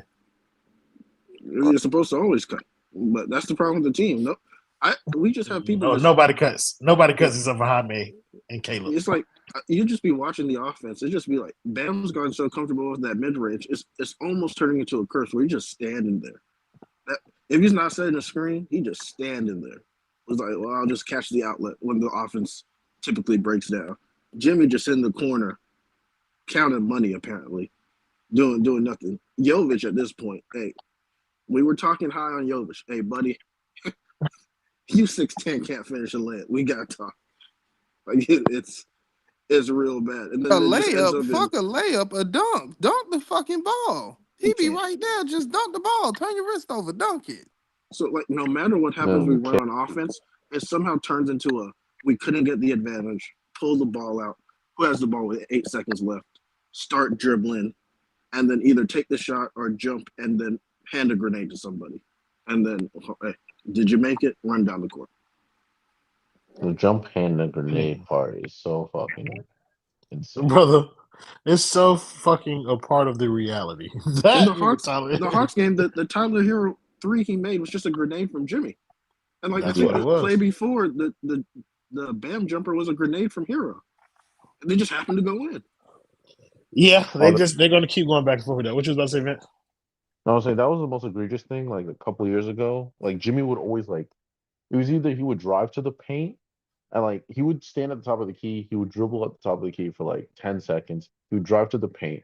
2 seconds on the clock, Bam is right outside the restricted area, and he gets a dump off to him somehow to get Bam to like try and flip it into the basket. And it's devolved from there to now the nonsense that we see now. At That's least we were fucking close to sick. the rim then. Now we're not even getting close to the rim. Did y'all see that everybody on Washington outside of Bilal Koulibaly is available? Koulibaly, I don't know how to say that man's last name. Oh yeah, I But did see that. Cool Yeah, baby. Lil Baby, Bilal Lil Baby is the only person that's untouchable for the Washington Wizards. Let's play the game of hypothetical, brother, because we all know they're not going to do nothing, but we're going to play the game anyway. Anybody off of that roster that y'all want to go in there and pick off? Denny Advia for Nikola Jovic. Yeah, Uh, any of their Tyus Jones. Tyus Jones, I like. Even though he's been hurt this year, we should get the DeLon Wright. He would be good.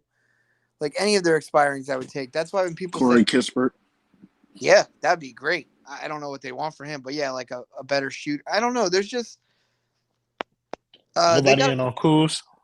they got to no, they're gonna want too This much. is a very dumb basketball Bro, player. that roster Yeah, stank. That whole roster stank. Kyle Kuzma is 6'9", half breed Tyler Hero. Yes. All the Brother, way. I am well aware of what, but he's also 6'9". Yeah, Like and they're Eskimo. Bro, you just described like 85% of the league. And a champion. no, I didn't, brother. No, I not did even not close. describe it. That's like 15%. He's only 15% because Michael Carter Williams is 6'10", athletic, ambiguously skinned Tyler Hero. He's just 1 inch taller. But no, not most of the league. Most of the he don't pass the ball. That's not the thing. When he catch it, his brain only sees score. Yep. Jay Smooth, is this my boy J Cal? J Smooth 24. Yes, sir. What they do? This J Cal? I can't hear him. Yeah, me neither. The world may never know. Oh well, that's my guy. If it is my guy J Cal, I would love to hear what he has to say. But Yeah, yes, sir. What it do? Nah, it made me close the app like as soon as I started talking. What's going on, gang? Not much. Hey, look, I've been saying it for a while now. Blow this roster the fuck up, bro. I'm just so tired of it.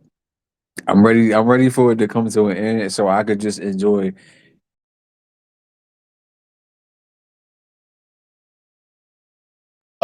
This app tearing your ass up, the Smooth.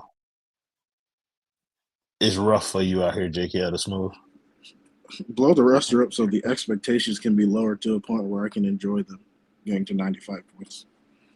Enjoy it now. I enjoy it now. I have no hope. I lost hope back 2 years ago, November, when we kept Kyle Lowry before that trade line. I'm You happy know with what, the startup. Al? You know what, Al, brother? I ain't even gonna lie to you, bro. I went through a lot of this season without any expectations, and I've just kind of been cruising down the street with it, brother. Win, loss, You know what whatever. happened? You know what happened? Jaime got hurt. So now, we took off our glasses. Jaime was playing. We had something to cheer on. But he got hurt. That wasn't it for me, brother. I'm gonna tell you, because I had 5 beautiful weeks where I was invested, and I loved every minute of what I was seeing. And then a certain someone came back from injury, and what did they do? They said Kyle Lowry was injured the same night, and I was robbed of a moment that I wanted to see. I wanted to see if Spo had the balls to start dunking over Tyler Hero. And I never got an answer to that question. And ever since then, I was out because I felt like they were doing this to me on purpose. Like, I wanted to see if Spo was going to tinker with what was working in order to accommodate Tyler Hero. He not gonna do it. He not. I will never get the answer to that question, though. I'll never get the answer to that question. Imposter syndrome will never start on my team again. Like, it's just either way, brother. Like, I wanted to see if we could possibly get a game where Tyler Hero was coming off the bench and we were rolling with the starters that had built the rhythm. And I got robbed of the opposite. Have we They seen would a have scored starting 110 lineup? points the same way. Have we seen a starting lineup of Tyler Hero and Duncan Robinson? No. We did. The game that he came back. It was Tyler Hero and Duncan Robinson. They started together. And Tyler played cool. I think they won. It was fine. It was fine. Like, yeah, he was cool. Like, when he played. Like, it ain't really nothing against Tyler Hero. I just want to see him on the bench, bro. I just don't get why Spo will do everything, and like especially during the offensive slide, but play Tyler Hero and Duncan together. Like, at this point, bro, you want Bam to win that DPOY? I'll give you a better agenda. He kept teams to 95 points with Tyler Hero and Duncan Robinson on the floor. I don't think there's anything more impossible. Caleb Martin may be a worse Caleb Martin may be a worse defender than Duncan this year. Hey, He has not Jimmy been good. probably is. Jimmy some nights is the worst defender on the team. Like last night was horrible. Yeah, Jimmy don't give a shit most of the nights, and that's the problem. Like when he don't give a shit, brothers not play at all. Oh, we got a bit dog on stage one time. What's going on, Ken? How you doing today, bro? How you feel about the Bills, Kendall? Just got off work, you know what I'm saying? Kick the door in this motherfucker. What it is. Come what on, man. I was asked what somebody just asked how I feel about what? He finna. She About started the talking about Bills football. downfall. To change the whole vibe of the. Oh, Buffalo, they missed their mark. Window closed, hoes. Fuck them. Yes, sir. That was their chance, and they missed it. But I will say, what we talking about? What was the conversation?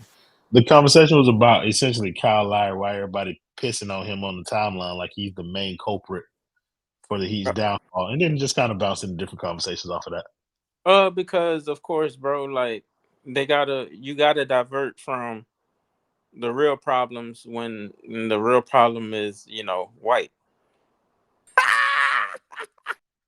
Like the real problem is a white man. Like, and the funny thing is, it could be corrected by another white man. So they can still be happy, but one of them isn't as hippity hoppity as the other. So they got to point the finger at Kyle Lowry, like that nigga sucks. He stinks. He's ass. But at the same time, bro, like he's not the issue, like at all. Like the fact that he doesn't shoot is not the main problem. Like the main problem is that they have Tyler Hero in the starting lineup, that they have Jovic in the starting lineup also. It should be Duncan and Haywood because it's significant. It's a good enough sample size that tells you they're a winning team when those two start. I don't know why we got to tiptoe around it. When Tyler was out, bro, like everything was fine. And then some people might point to the fact that Jimmy back and how he played. I'm not hearing that because everything was fine. Like Jimmy was still playing the same way, letting everybody. He was there at times when you needed him.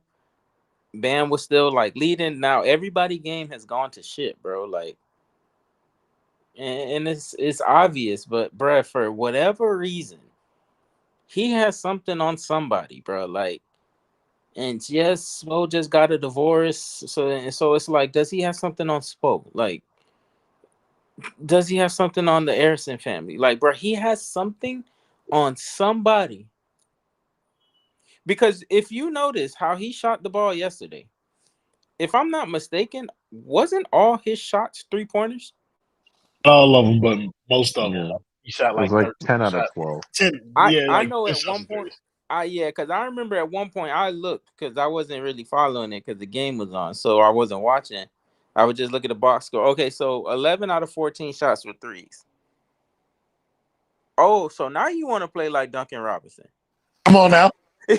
Like, so now you want to play like Duncan? Come on now, bro. Like, I'm not stupid. Like, I see it. Like, I know what it is. Them conversations have been had. Come on now. Something has been said. And remember what I said, Roy, the other night? That Kyle Lowry wasn't starting because he was probably late? Yeah. It turns out Kyle Lowry arrived late, is what Tobin was saying on his radio show today.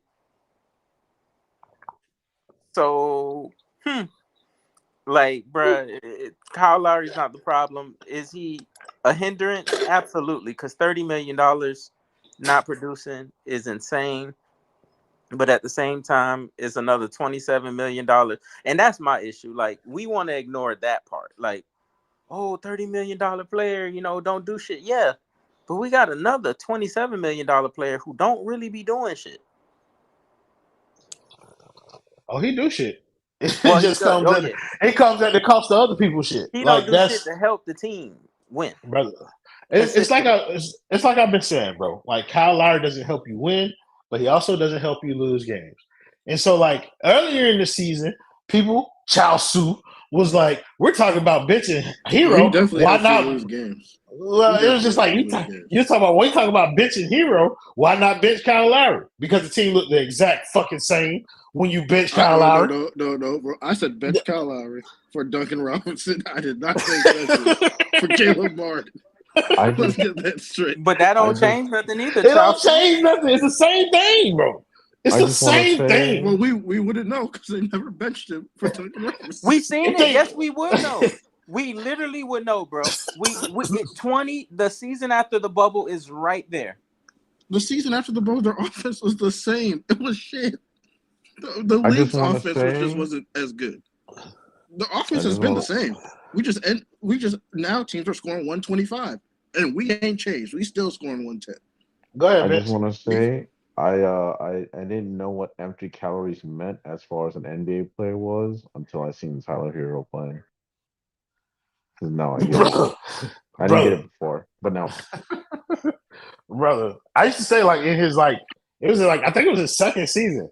I used to say Tyler Hero doesn't impact winning. Like it doesn't matter what Tyler Hero did on the court, the Heat were going to win or lose despite what he did. Like nothing he did really moved the needle.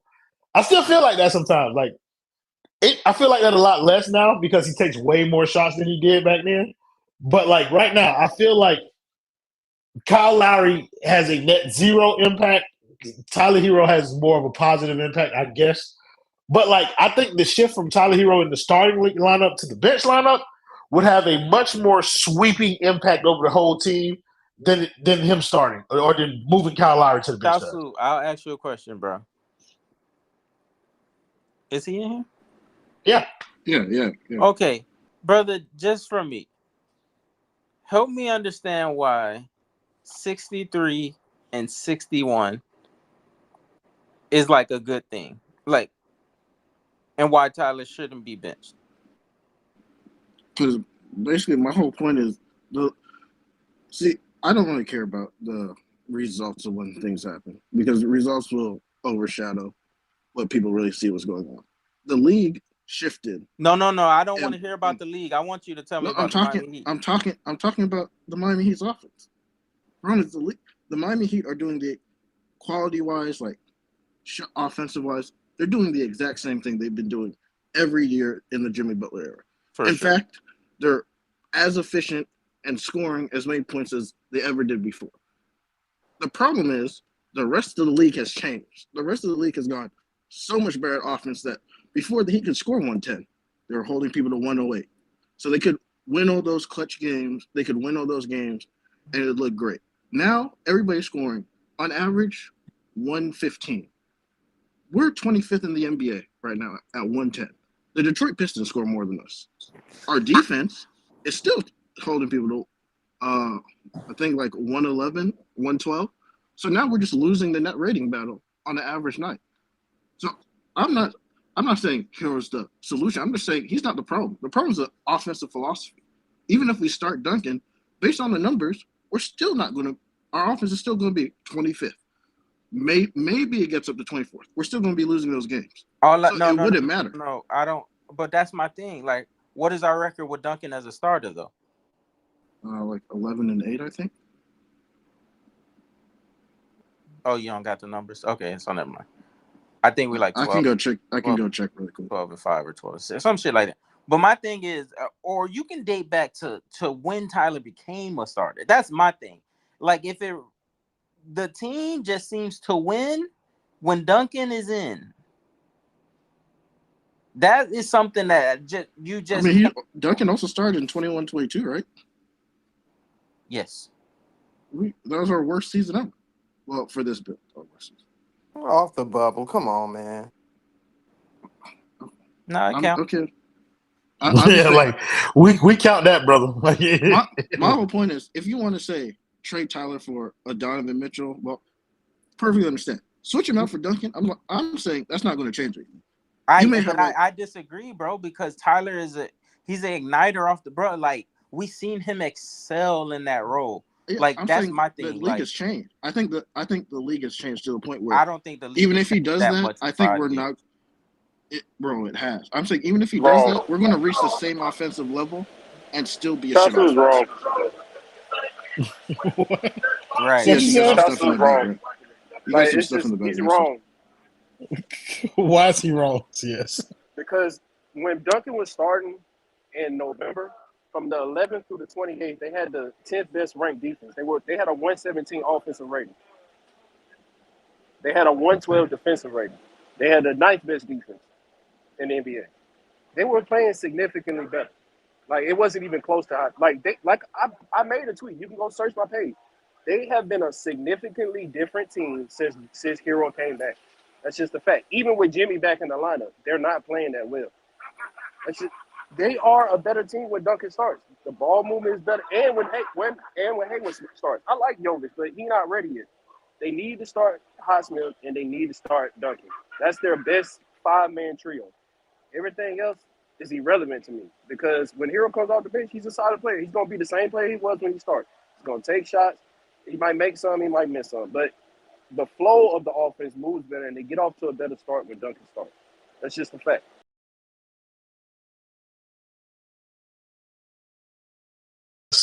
That's kind of been my whole thing about it, like from the beginning. Go ahead, Chelsea. No, see, bro, this is what I say. I say never make decisions based on an outlier portion of shoot. Because if you do that, you're going to end up in the same problem we had with Duncan before. If he stops shooting as well, you know what happens? Suddenly the offensive rating goes right back to where it was because the Miami Heat had these portions of the season where they can't miss a shot.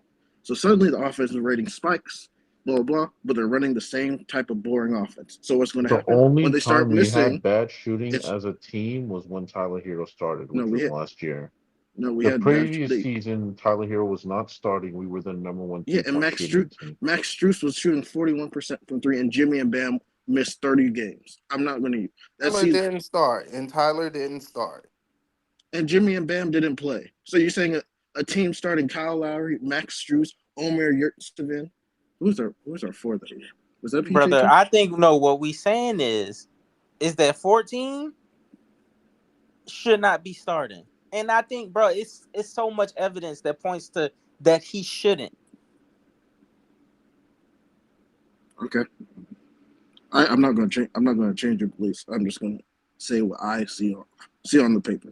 Oh no, for sure, you should do that because you even though you're wrong, but I definitely stand. My thing is they need to change the. I would change a lot of players on the team because I think it's unhealthy for Spo to have these players on the team because he's not going to change how he plays. And I want to say one thing. Oh, I'm sorry. Go ahead, finish. Oh no, that was my statement. I heard you made a point like, oh, if you're gonna trade a Tyler Hero for Donovan Mitchell, bro, like when I tell y'all boys, like I'm so girls, if any of y'all in there or listening, I'm so past that. Like, bro, like I'm not keeping Tyler around anymore for on some. Oh, I need a what you call it in return. I need a star in return. Like, bro, I'm so past that shit. Like, I would sell Tyler for an older player that I think could still produce if I'm getting like a pick back as well, or like a couple older like role players, or just they don't even got to be old. They could just be like older in their career. Like, bro, like if Detroit called me and said we'll give you Bogdanovich and a first round pick or and two Monte first. Morris. Yeah, you feel me? Something like that, bro. Like I'm punting Tyler to Detroit. Like I'm not. He's past that. Like he's in year 5. Like the league sees, like, oh nah, this is not like that's not a guy that you take on and you try to win with. Like, and the team in like a middle of their build, like I think a Cavaliers team is like. So I'm kind of past that shit. But a Then team I would like say Detroit, trade Jimmy after that. At that point, Well, you got to yeah, trade. but that's the farthest thing from ever possibly happening. Like, unless Jimmy want to leave, and he don't want to leave, so I'm not even gonna entertain that part because I was on that last year when they were struggling, and they're not doing that. So, yeah, but I just think I think if you could get DeJounte and flip Hero for like PJ Washington and Terry Rozier. So it'd probably be DeJounte for like, I don't know, Kyle Lowry, Duncan. yeah. Nah. You And just then be Kyle. you flip Hero for Terry. I'm down with that. I just think if you're if you're not getting like I just don't believe in this build if you're not getting someone like they had Me too. Dave, Me too. Donovan. Me So too, that at bro. that point, if you're going to get rid of Hero you got to get rid of Jimmy and start building around Bam. Because like trading for solid role players, it sounds nice. It may give you like that small like after trade uptick, but unless Jimmy still has to Superman this, I'm like at that point just move on. Like you Yeah, failed. trust me, I agree. But that's the thing. I don't think they're gonna move on.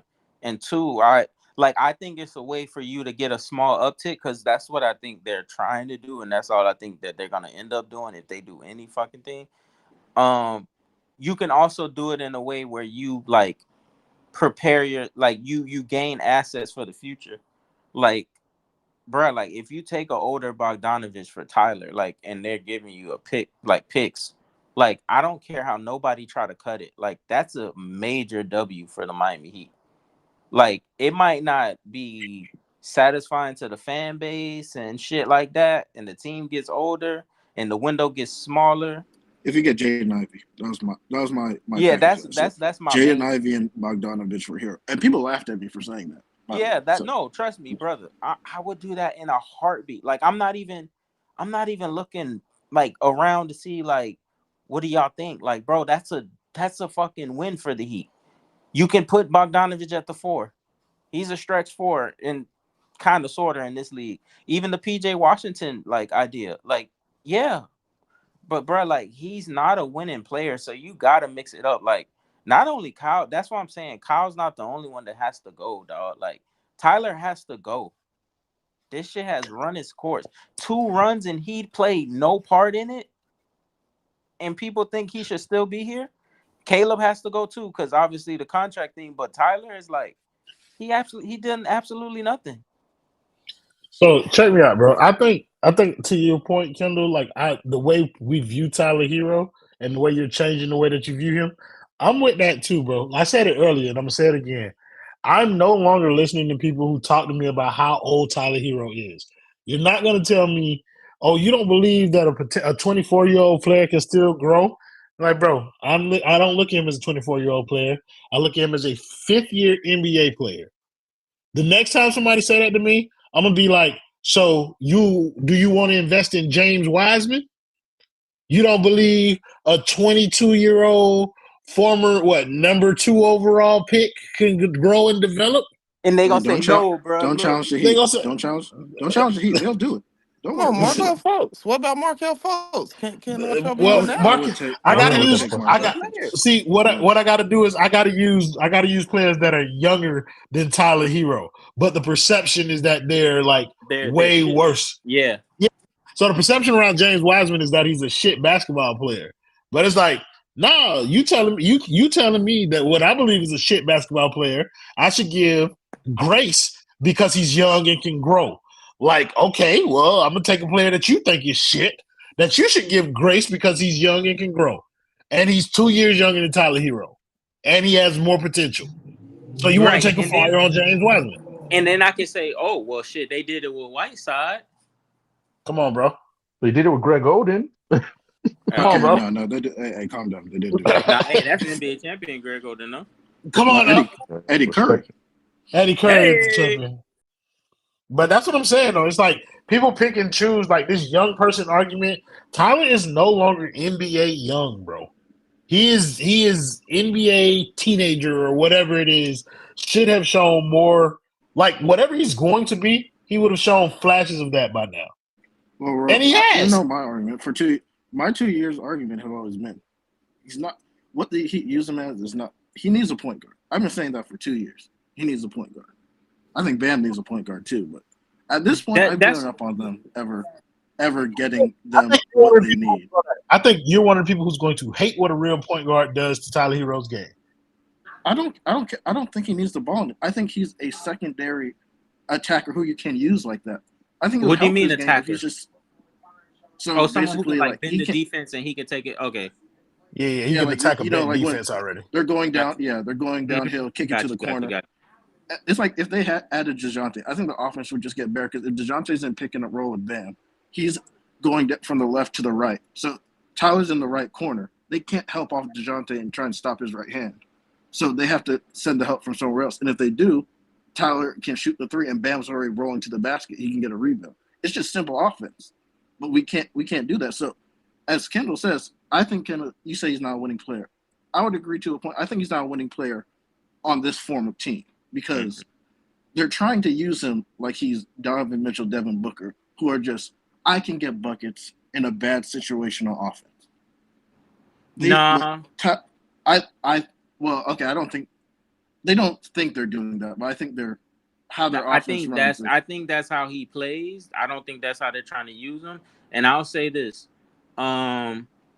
you say, "Oh, he needs a point guard in the secondary role, bro." Like, if you got a DeJounte Murray, that's even more reason for Tyler to go to the bench.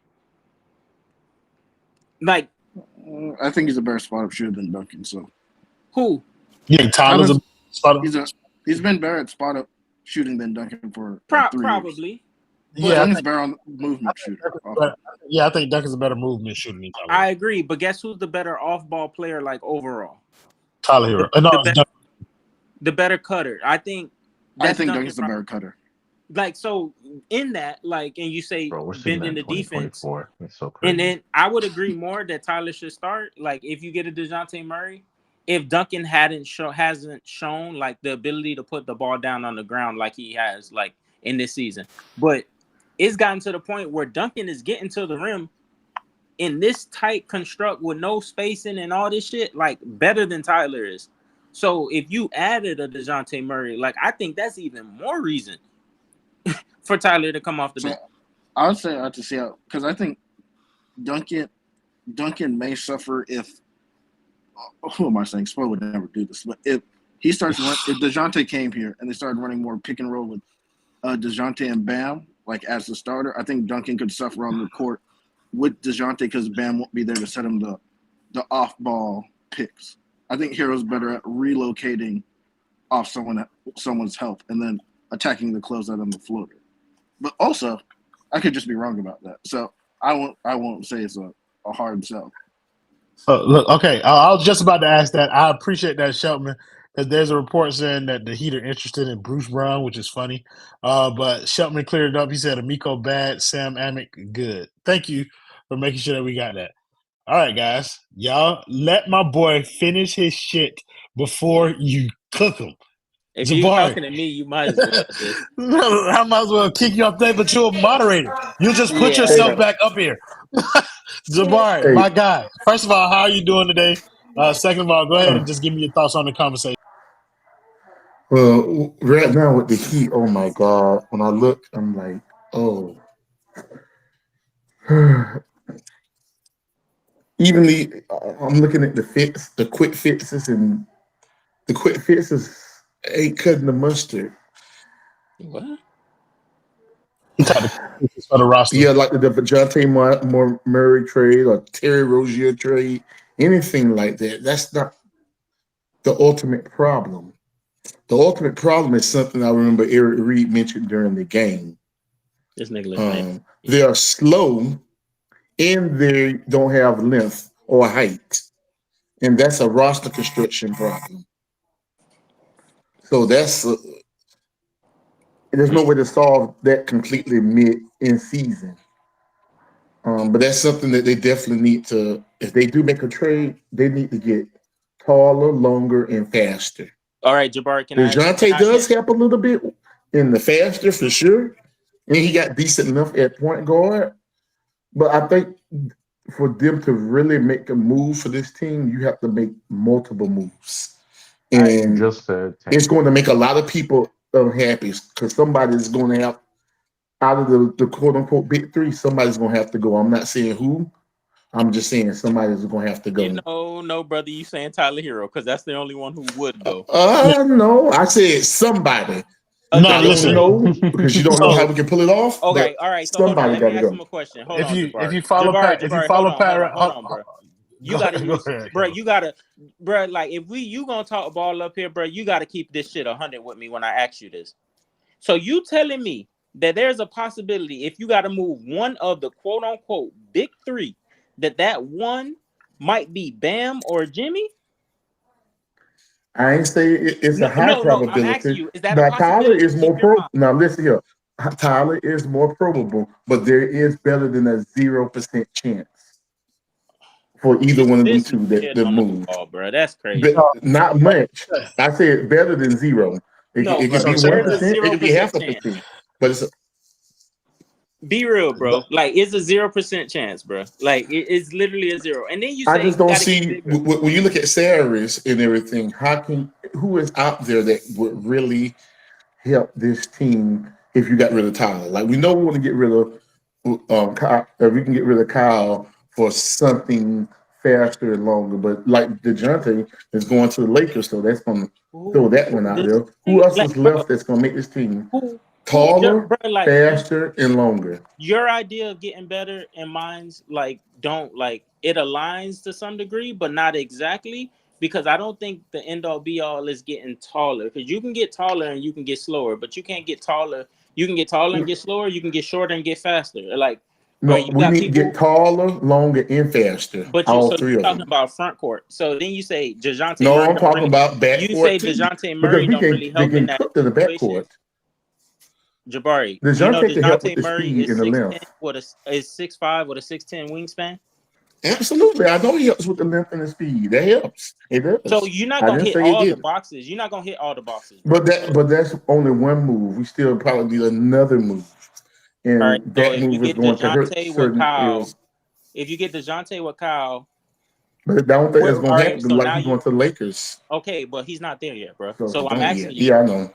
who moves in the big three? If you get Dejounte with Kyle, who moves out of that big three? You telling me Bam gonna get you somebody back? You telling me they gonna move Jimmy?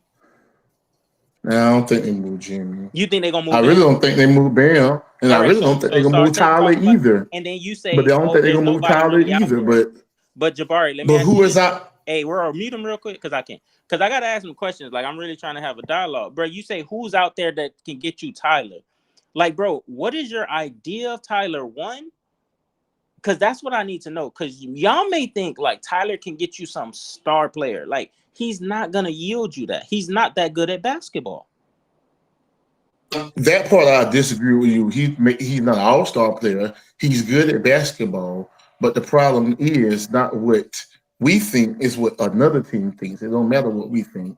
The league What thinks so he's that not means good. that who and I'm not looking for a star player. I'm looking for the right player. Who is available, who can help. Because I'm looking at the two big problems. You got two big problems. You need a real one and you need a real four.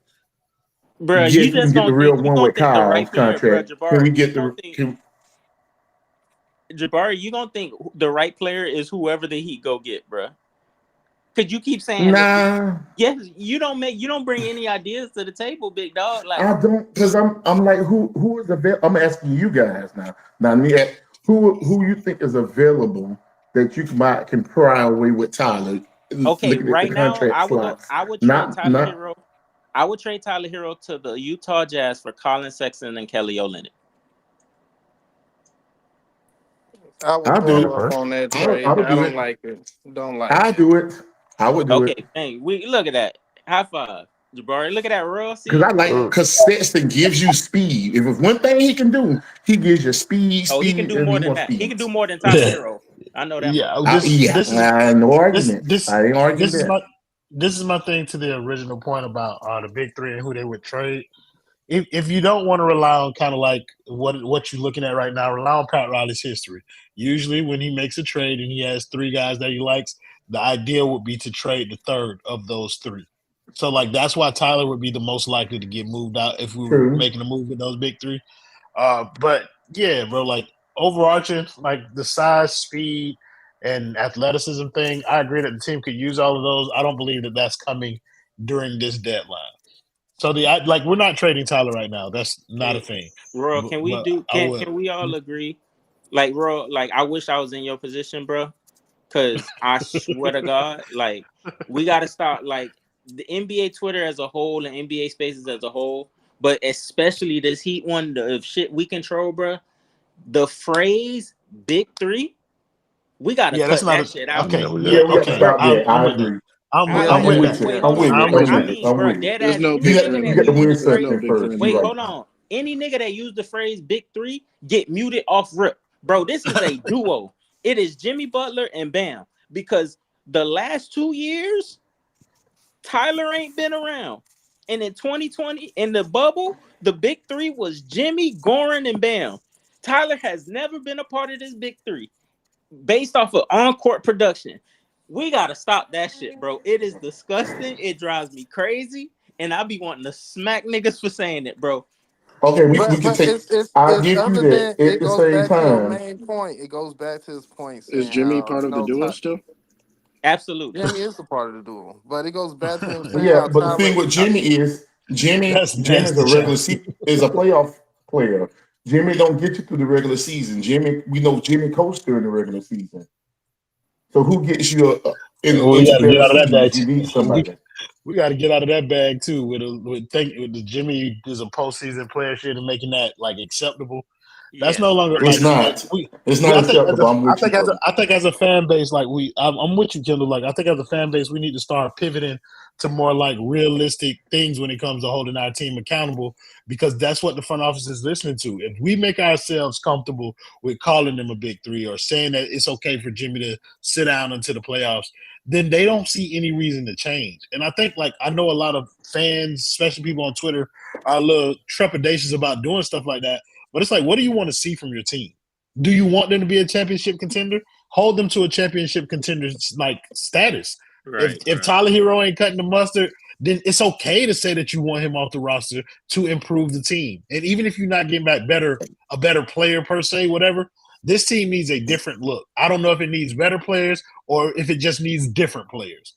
But And at these this are point, different players. I'm on this point. I'm at the different players thing. So I'm willing to trade just about anybody on this roster just to get us different players, just to Like, give it a different look, a different right, feel. bro. And the thing is, what I'm saying is like all this like Jimmy Butler coast and shit. Like, yeah, I agree. I think he does too. But I also understand the fact that one, he elevates his game. It's weird. Is this thing with Jimmy and Bam is like, okay, Bam is gonna carry the team through like 55 games through the season. And then Jimmy gonna try to carry the team from there on to a title. And what I'm saying is Jimmy Butler, if you put better players around Jimmy Butler in the regular season, he's gonna become a better player because the game will be easier for him. Like all this, like him doing it with Tyler, Caleb, Haywood, Kyle Lowry, old ass. I won't even consider Duncan because Duncan has moved himself like out of that. Like I still, bro, like in terms of like roles, bro, I don't know who's. I think Kevin Love might be This is the. fucking nasty. He might be the second most effective player like in his role. Hold on, bro. I'm sorry. I got to I get would this. I say got to. nah. I would beg to differ on that one. Actually, then it goes to the saddest thing that I'm about to say. This is so sad, considering how the state of the Heat team like 5 or 6 games ago. Who would have thought that Hyman Hawkins Jr. getting a groin injury would Yeah. expose the My Heat the way fault. I they didn't. did? Now You said You that cook. yesterday. You cook, brother. You cook just then because who Jaime would have? Jaquez, that shit there, bro. The I fact that missed that it. man has He's the so much glue. of he's How can your Ricky be the glue guy? I don't get it. He's not. He he's not a he's not explain even it to me. He's not a he's not glue even a guy. glue Tyler guy. Hero's just a destruction. He's actually our best player when he's playing. No, but listen, I want y'all to like look deeper into this tweet that I just put into the chat. It's a Barry Jackson tweet. You guys have to pay attention when Barry Jackson tweets because he's an insight into the thinking of the Miami Heat organization. And he's talking about Bruce Brown in here. The tweet says, if the Heat decided doesn't want to take multiple year money for Lowry, Bruce Brown is believed to be of interest to Heat, per Amico Hoops. Former Kane sent to Oh, Toronto in Siakam deal, averages 12 points per game is a very good defender, but just 32% from three. His $23 million next season is a team I option. know what that means. Brother, They if have them pivoted. folks, They have pivoted off of oh Terry man, Rozier, and bro, they. listen, listen here. I'm this rioting. move is I'm this rioting. listen, this move right here is the perfect moving fast to go nowhere type shit, where it's just shuffling around shit, give Heat fans a little something to get excited about, and just saying to you dead to your face that we are not We do not in care. the in the 32% This on is threes, bro. this is peak Listen Eric here. Spoelstra's running the front office. This is Jay peak Listen Eric Cut. here. Spoelstra. If you make that trade, why do you do it? You may as well just keep Kyle Lowry and let his I salary cap slide disagree. And expire. this is my I thing. agree. This is my thing though. See, What the this is bleep? where I Yeah, that's disagree. Look, nothing. look. See, this is why the real Cause problem, Royal, yeah. bro. This is why we finna attack the real problem in basement spaces, bro. We sitting here say, why would you do that deal? This, that. On the surface, it's like, yeah, why would you use Kyle Lowry to go get Bruce Brown, who is also expiring, or a team option? So it's pretty much an expiring if you want. It's because the main problem is you should be looking to trade both Tyler Hero and Kyle Lowry. It's literally because, bro, like Yeah. you can still get good players with Tyler Hero. They won't be the best. Like you're not getting a star, but you can't tell me like, oh, there's nothing you can get, bro. If you tell me I got Colin Sexton and you move Tyler Hero for Colin Sexton and fucking Kelly Olynyk, Kelly Olynyk, and and you then you get move Bruce him for Brown, Bruce Brown. That still gives you and flexibility going and into the offseason and as then well hold as on, you changes on the still team got as Kind of well. Caleb. like it. Hold on. Hey, You Hold still on, got but Caleb. You still got Caleb that you can and a move. pick. no. If you do Wait, that, DeBart, I do hold on. something crazier. I do that What? deal, but I also go back and circle around and do the Terry Rozier and PJ Washington for Kyle and What? Caleb deal. Well, no, you can't do that and the Bruce Let's Brown turn move at it. the same. You can't do What? both. No, You I can't don't do. want to do the You Bruce can't do. Brown move. No, No. I'm talking about Well, the Kelly listen. O, Colin Hold on. Sexton for Yeah. Kyle, and then come and turn around and take Tyler You and try to get Terry Rozier Nah. Well, and Caleb. the reason that you wouldn't want to do that is because you don't want to take back multiple years that Terry Rozier has on his money. So you do the Bruce Brown Yeah, deal so but you that you can can't let save them money for this. aspire. But you Yes, you don't want can. to. You actually, if you aspire, unless you do a sign and trade, you're gonna lose that slot because they already. And I was But just having an it, argument on Twitter with somebody. You I already over the first apron. So if you go down below the first apron and let that contract expire, the only thing you're gonna be able to sign somebody is to a mid-level deal, which I think is only like maybe $12 million a year. You lose the slot. You want that slot with somebody, even if you come off of Caleb later and don't no. re-sign him I and, I That's what and get I to think. get under That's the I think second that's apron. no. You get the money from Hayward Highsmith, so you get this resign Hayward Highsmith with that money that you got because he's also a free agent. But I'll I'm just also saying. I'll But also say this. At least for me, bro, like I ain't respecting nobody who talking about them saving money and aprons. I know that's what they worried about, and obviously that's yeah, what they care about because Mickey a cheap motherfucker.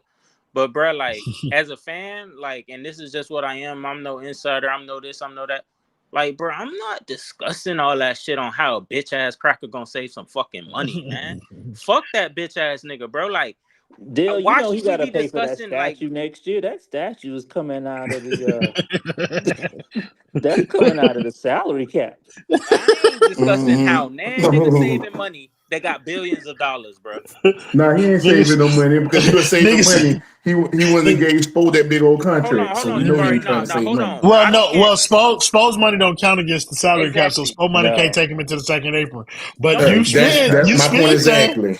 But Jay's spitting though, bro. The nigga ain't be like, hey, that statue will wait another year if I go into the I second don't give apron. a fuck. Fuck that checkup, bro. Like I won a championship. I don't care about no D Wade statue the way I care about winning another chip right now. You got me Like fucked up. We ain't winning no championship no time soon. Put my go to statue up. Not as James long as Pure, not as James long as Pure here. Jimmy's still here. Come on, brother. Come on. the James Pugh done Kaseya jumped Center into the won't be building. here. Shout out to my man James Pugh and the people over at Simple Health Advisors. Y'all make sure y'all holler at my guy if you have any insurance needs. But my dog is on stage today, so he becoming a panelist, not a sponsor. James, want to let you get your shit off on the conversation that's going on. I mean, at this point, I'm sick of Jimmy because he the reason Lowry here in the first place. Um, Jimmy plays struggle ball during the whole season, and then we want to give him praise because he pulls off a couple of miracles during some playoff runs. But we basically in the same place we were what since 2014 when Bosch went out with his blood clot situation. This team has been full of just struggle ball, and we get fooled, and I'm sick of getting fooled. I want everybody gone except Bam and Jaime, and they can figure out the rest. If Spo want to play struggle ball, at least play struggle ball with people who I actually want to see. Because if Jimmy got time to write 60 country songs, he can go somewhere else, somewhere where they'll appreciate that music. Trade him to Cleveland, trade him to Utah, trade him to Memphis. Memphis would be great for him. Memphis sound like the spot now, James. Memphis is the spot for Yeah, him. He's right next to Nashville. He can get it off. But yeah, I'm tired of struggle ball. I ain't gonna But lie, the James. struggle I ball wanna is hold these on real last quick. four games have Hold on made real me quick. sad. Hold on real quick, Jabbar. I need James. I want you to slide your eyes over to that comment section. You see that boy Lenny putting out that phone number. I ain't even have to tell him. Okay, Lenny. Okay, Lenny. Let the folks know what time. Hey, Jabbar, what you was about to say? Yeah, I'm saying these last 3 or 4 games have really changed my whole thought process. Because I'm like, 4 games. ain't no way. So No, what because did you like? we was on a winning streak. We What was was on a you bit of a liking winning streak. before these last 4 games? Basically, Jaime, he had a lot of nonsense that was going on with his team, The fact that a rookie and which is is sad. It's not the even a first. fact We ain't talking about no Ricky first 3 picks. Now that can understand that, but we talking about The a late, 18th no, pick. mid round pick. Yeah, him being out should not cause your team to fall apart. So it makes me question Yeah, well, yeah, all my kind of. players, actually all it players. does make sense It makes because a lot of sense. Jaime at this point is a better Jimmy than Jimmy. That I And you disagree know what's with, sad about that? but You're 1,000% correct. the one, let me tell y'all old heads, y'all boys tripping. I'm an old That head. I'm just that telling the that truth. nigga one, that Chico is not better than Jimmy at basketball. I'll say that. You Two, not. I ain't the talking about way better than the way. Jimmy Hold at on, hold on, hold basketball, on. but Let he's them let better boys get off. I this let y'all finish. year than Jimmy at basketball. Wait. Hold on, because I got something that's gonna cut all y'all off because I'm reading these YouTube comments. So I want to thank my boy Young Casanova for the $9.99 dono. Oh, we on He said, YouTube. "Hero, we on YouTube too, gang. Right now, live as we speak." He said, "Hero thinks he's a max player. He thinks he's an elite guard. He thinks he's a shooting guard / point guard. He thinks he's a starter. Yet our most productive years has not come through him. But from undrafted players, brother, you spitting right now. Like I don't think it's like the production has come without Tyler Hero. I just think it came with him in a different role. And then when he got injured, it allowed some of those undrafted players to just kind of slot in and like just kind of fit within what the team was already doing. Their diminished roles led to like Jimmy explosions and Bam being more assertive. That's what happens when he's out of the lineup. But you can say the same thing about when Jimmy's out of the lineup too, bro. Like Mhm. it just feels like when you remove either Jimmy or Tyler from the equation, then other guys slot more comfortably into roles and they're able to be more aggressive, like kind of in their play. What you was about to say though, Def? I like it's gotten to the point where we like, and I don't like the coasting shit from Jimmy either, bro. But like, I'm not finna overstate that shit. Like that shit is getting to a point where it's overstated, and it's like that nigga is not like he's not a superstar. Like me and Threat been saying that shit since like 2 years now. Three. This is the third year. Like we've been in on this shit. Like, bro, we've been saying he not a superstar. Like he's a superstar in the playoffs, which is cool. Like he has a lot of Eli Manning to him, like type shit, bro. Like he's not a superstar, bro. Like he's not gonna carry you in and year out. Is he paid like one? Yes. Do you expect it? Yeah. But at the same time, I can like realize that like the team is to shit. It's not because Jaime like not playing. It's because they haven't built a talented team. Like, bro, like that undrafted shit is literally hitting his head right now. Like, and investing in old ass players. Like Jaime's so much better than Haywood, so much better than Caleb, so much better than Jovic, so much better than Tyler. Like, in my opinion, like Tyler gets numbers, it's empty calories, like you say. Like, so now we bloviating on his importance because it is important because the team is such shit, bro. But that shit been shit for years now. Like last year was there, bro. Like we have more than 100 games of like evidence in this shit, dog. Like that's why I'm saying they need to break down Tyler and get a couple of players. If they older, try to get a pick back. Like they need to move Kyle Lowry. They obviously trying to, but like, bro, like they not.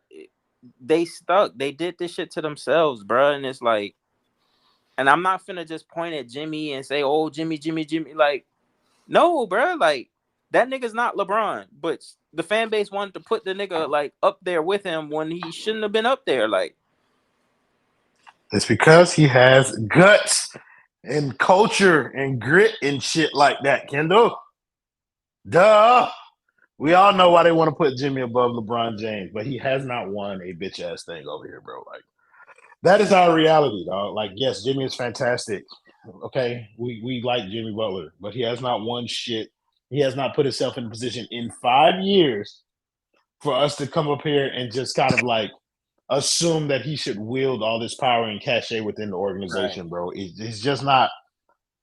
It's been And, fun, but I'm and I I'm hold fine moving on from this I era.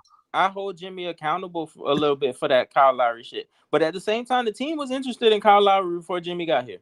Like Kyle Lowry name ain't first pop up once Jimmy got here. Like they was interested in him like during the Big Three era. Like And to that point, though, bro, like at the time, Kyle Lowry was the quote unquote best available free agent. right, Whether or not you believe that, whether or not you preferred another player, whatever. But it was seen as a pretty sizable get coming off of like Goran declining, Kyle Lowry being out there. We thought that he would be better, like not great, but better than Goran at like point of attack defense and shit like that. His reputation kind of carried the right. opinion.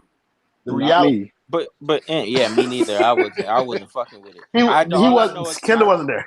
I remember hearing the name Kyle Lowry, and at the same time I heard the name Brandon Ingram. But I'll say this, bro, like people like James made a point to saying like, oh, he tired of struggle hoops, and he kind of attributing that to Jimmy because Jimmy kind of play a struggle hoops brand of ball. But I'm not gonna hold you. Jimmy struggle hoops ball worked for Jimmy. Where the shit went wrong and turned into struggle hoops, I don't care if people want to accept it or not. Is literally when they invested in Tyler Hero. What does that mean? That means moving Goran out the way, moving Nunn out the way, moving. Well, I won't say Max Strus and Gabe Vincent because that shit was struggle. But moving that type of archetype of player, like Royal like to say that. I like that word archetype. Um, moving that type of player, bro. They could have made sure they didn't enter struggle hoops. When? Oh, right after the bubble. How? Go and get James Harden. What else? They had another chance to do what? Go and get James Harden. But guess what they didn't do? No, doesn't fit the culture. So no, like Tyler was the investment into struggle hoops. That's your struggle hoops. That plus undrafted players is We struggle hoops. we could have been. They could have went and got Kyrie. No, He didn't fit the don't culture. bring up Kyrie.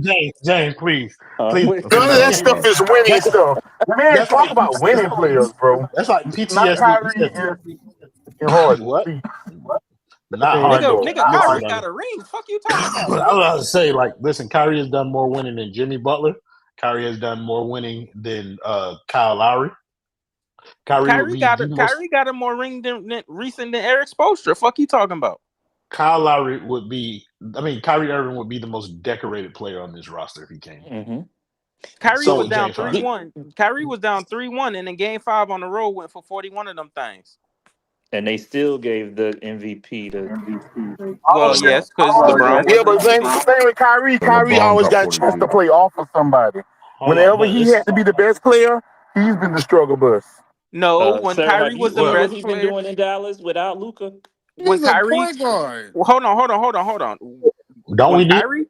Kyrie was the best player on the Boston Celtics, he But left that team and got hurt. When he got hurt in that year at 25 years old, they were the number 1 seed in the NBA. Stop bullshitting. One, and he wouldn't have to assume that level of responsibility here. But don't tell me talk about winning players when you literally rooting for a team full of losers who ain't won since 2013. Not liking Kyrie Irving the person is one thing. Not liking Kyrie Irving the basketball sounds insane to me. Like And if Kyrie. you don't like Kyrie the person, that means that Massa got you. No, I don't like Okay. Kyrie the person because he's an idiot. Okay. Don't let that. That's Oh, you got them white okay. folks. Just It ain't got nothing let to it do with be. white Yeah, yeah, folks. It's a yeah. I lot of was other gonna Let it say. be. things. Let it be. That's a But whole no, nother argument. yeah. We ain't trying to get into that on here. Let's circle back around to the conversation that we're having. Kendall, if you remember, to your point, what did I say about Tyler Hero's contract the minute that they signed? That As I soon said as as he soon said as it's the as worst soon as that money. contract, one of the worst contracts in the NBA. And I swear at that time I was like, well shit, Duncan was right there, bro. Like I was so focused on Duncan that I was like, I don't know if I can get behind that one yet. At least he could put the ball down and dribble. But it took me all of 1 year. Because as soon as we made the playoffs and that bitch ass cracker got hurt and he was nowhere to be found when we needed him, I saw the light. Then we made a run to the finals. But like we Language, made. guys, language. Nigga, ain't no language around here, I'm bro. about to It's say the basement. Jabari, brother. To recognize your surroundings, Motherfucker, gang. This ain't no Jabari been around for a long time, and right? Jabari know exactly who he talking to, gang. This ain't the other. This ain't the other place. For real, bro. We Cracker talk gonna that talk. fly, bitch ass niggas, all that's gonna fly around here. All this gonna go out around Cause here, I brother. pay my own bills, my And I'm own still, insurance. and guess what? I'm What's still up, gonna gang? say it ain't right, so we can Hey, communicate oh, using oh, bigger and better words. I'm listen, still gonna OG. say it. Listen, OG, I'm here for that, and I'm with being held to a different standard and using my words to articulate my point more clearly for you. All I'm saying is everybody else in this space ain't like that, and so you should not expect that from them. Like they Man, will. Tyler Hero don't They, even know what galvanized means. So this nigga telling me like I gotta shit on a nigga. I'm shitting on this cracker ass bitch ass boy in the way he can understand. It's gonna happen, gang. Too terrible. You act like he in the space with us. He Now might it'd be be if he different if He it's. might listening. be. He Listen, I ain't feel Oh lying like Lord. either. He got burners like Kevin Durant do now. listen, brother. No, he's not smart enough for that. I'm convinced Tyler Hero has seen the space and teams. I'm He was in the But convinced, bro. yeah. spaces and he But didn't for know real that though, you could have a burner. I don't know what to say. Some has to change, and I don't know how it's going to change. But like I said, that Bruce Brown deal, it ain't the change I'm looking for. That ain't helping. The boy Need H, something way better than that. the boy And HM. I know how good Barry is. Barry is the best of the best. He got all the scoops. He got With all the honors. connections. So I know they thinking about it. I'm just saying, I'm gonna be. I might cancel my Bally Sports subscription if they do that move. That's what everybody's saying. Like everybody got this one move or two that they willing to stop watching the team over. So the boy And that's HM and when. YouTube, boy HM and YouTube says, so we have gone from Dame to DeJounte to Rozier to Bruce Brown. You just can't make this shit up, Yes, bro. sir. Bruce Brown is the savior for And real, that's bro. bro, it's crazy, bro. And that's why I'm talking about this team the way I am, bro. Like I don't respect them. Like not the team, the players, bro. Look, some of them I don't. But like the organization, bro, like they've literally turned into these loser ass like they turned it into the Cincinnati Bengals low key before our eyes. Like the No, Cincinnati what be no. quiet. I can't accept that one. I Mute him can't please. accept Mute him that. please. Roy, please mute this nigga. I got Cause you. he I got you, he bro. I he got interrupts you. me every time I speak. And now just let me I get my got shit you. off, bro. Like you scared, bro. Like the thing about me, I'm not scared to like criticize people. The Cincinnati Bengals were an organization that was known, like they had success in the 90s. They never won a chip. Like, yes, we won a chip, but we got to remove that. Like, we in a new chapter of Miami Heat basketball. They moving like they scared to spend money. Not scared to, they just don't want to. The owner is worth $7.7 billion. I saw the He ain't got screenshot. no money. He ain't got no more money. You been on a Carnival cruise? You been on a Carnival cruise lately? Are you supporting Brother, his business? listen. You The supporting it? way y'all Brother, boys is up here capping for billionaire men pockets is insane. I he want was y'all to worth free $6 yourselves billion as fans. last year. Like, bro, like what is wrong with brother? Like, I'll be there. Like, you need to be on Google. That's where you need to be right now. Typing in Mickey Arison's net worth. And that I'm might joking, bro. I'm joking. You I good know, I though? know, I know. He know. But He I'm just know. He fired know. up. But brother, like we gotta hold these boys to a standard. They're cheap. They cheap as fuck, man. Like, and that's sad. That's hard to root for, bruh. Like, I'm look $7.7 billion, bruh. Like, and you telling me you trying to save money on aprons and this because they hit you over the head with a little tax bill, bro? You don't even pay taxes like that because, like, this is how the rich stay rich, bro. And like, people might want to make it like that type of ordeal, but bro, like that matters, bro. Like, that's what it is. Like, rich, successful people take advantage of workers, obviously, and they Yeah, taking advantage make of it cheap. Spo, and he letting it slide because they operate in the cap on some fucking wild shit. They invest at the top, and then the rest is this low level players who not talented, bro. And we the ones suffering the most for it. Yeah. But Yeah, you So know, And what's up, y'all Royal not remember, boys? doing nothing Spo, about it. What what's Spo up, been y'all letting them boys? struggle lately. I feel like what's Yo, up, Spo Caleb? is Hold on on. the verge of Let James Hugo go ahead, James. Spo been letting them struggle You for a ain't little making no bit. decisions in here. Wait, what? Somebody talk about, yeah, he can go. yeah, Well, I, like they making some I just decisions. I just did, brother. I Go just ahead, did Jay. it. Spo been letting them struggle a little bit because I'm sorry, I don't see why they think I love Jovic just like everybody else. He don't need to be starting.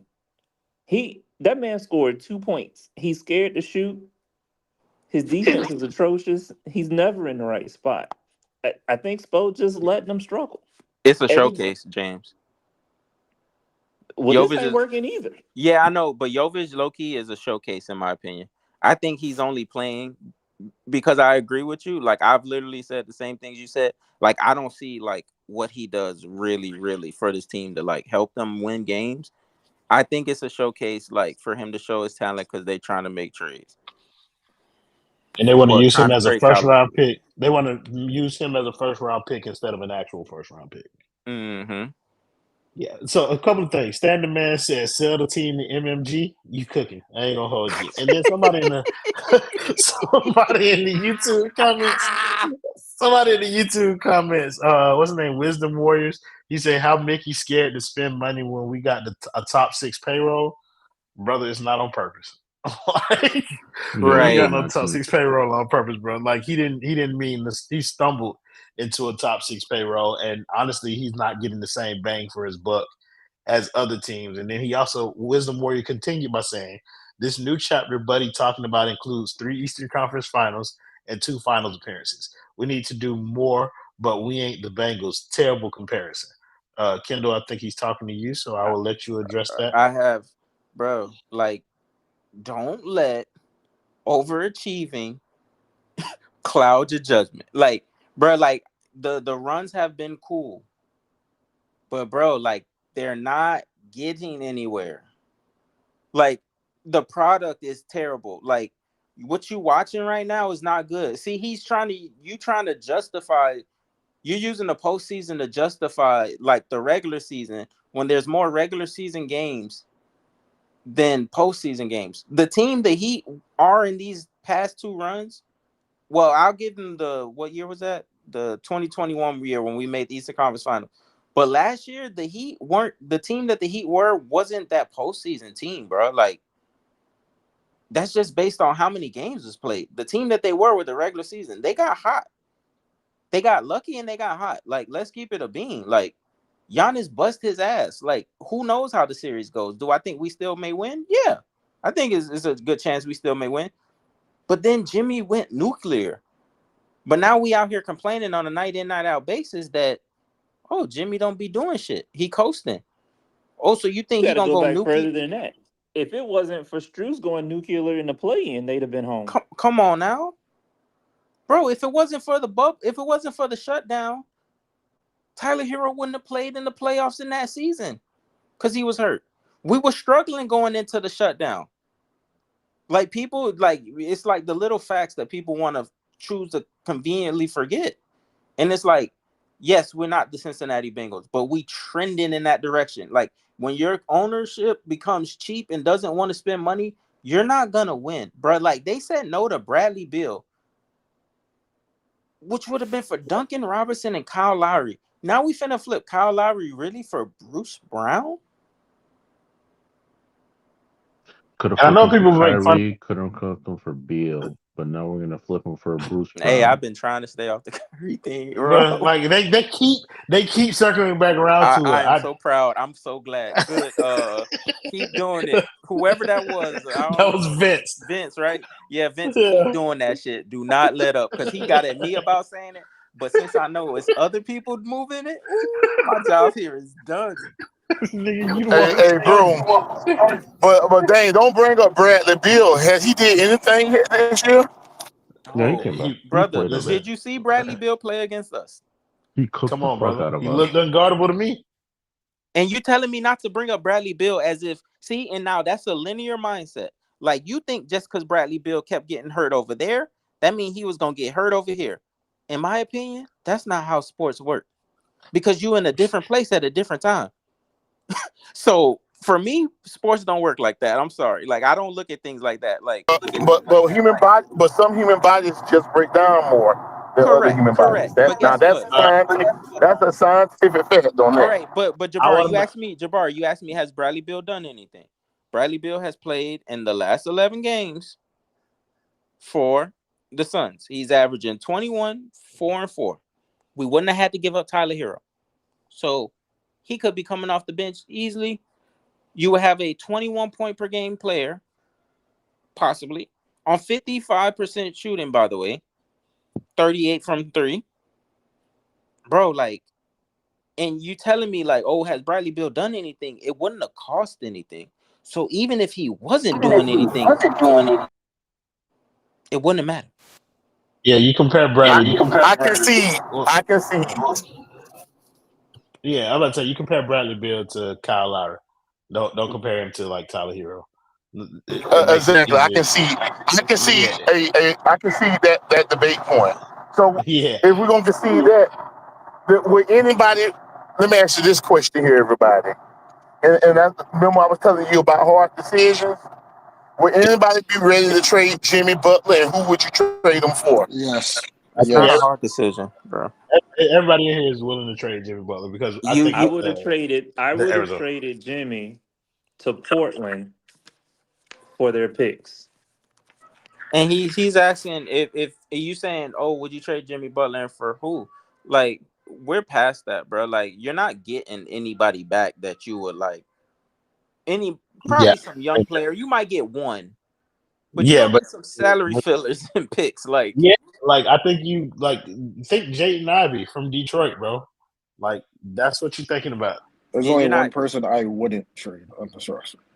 but Hold you're on. not even getting. You're not even, and see, you can't even think Jaden Ivey when it comes to Jimmy. Well, Wait a Jaden minute. Ivey, Pascal just went for 3 picks.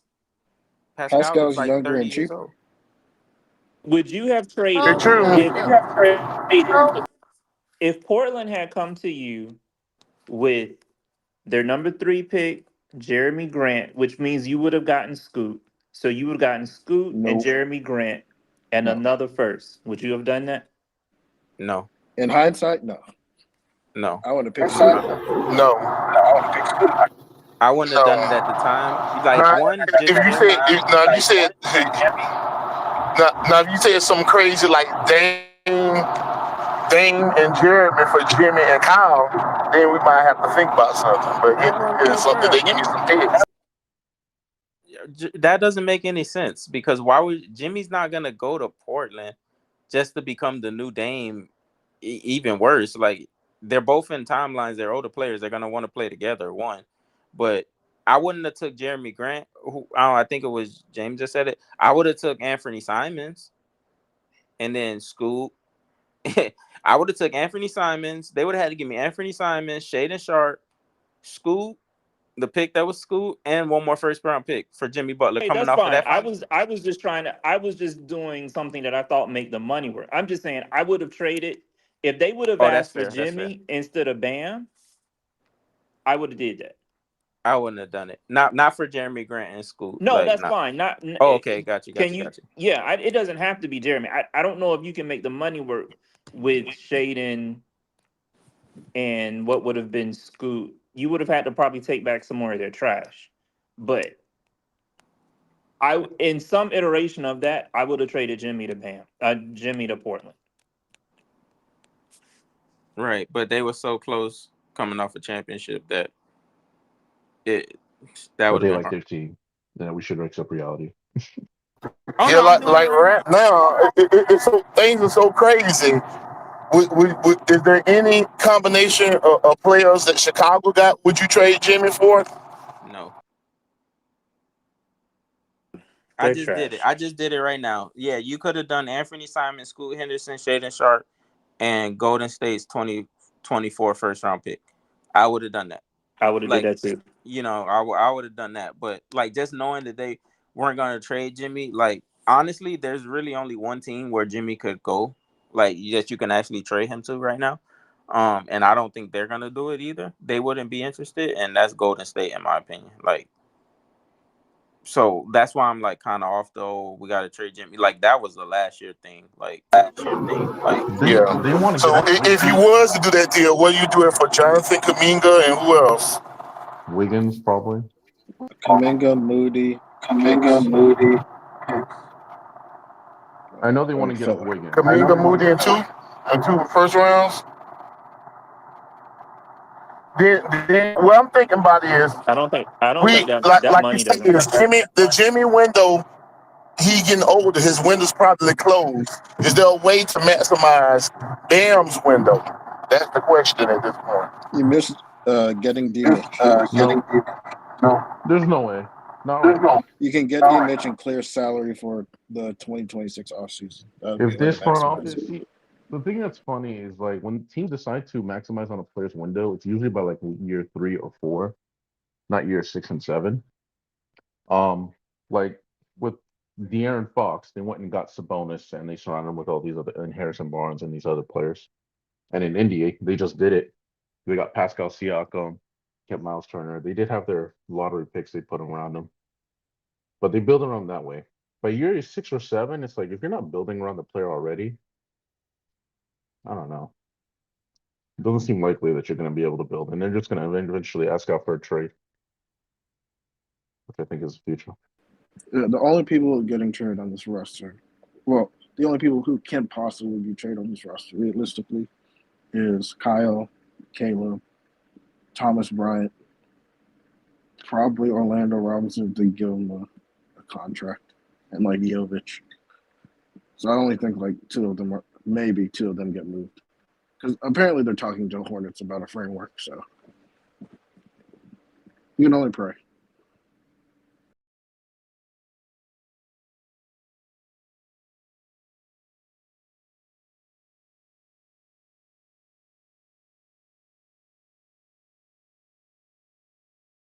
Right now,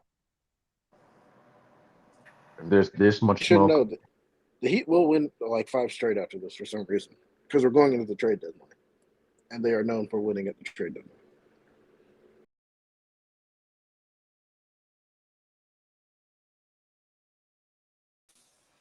in like 3 weeks, trade deadline's in like 2 weeks.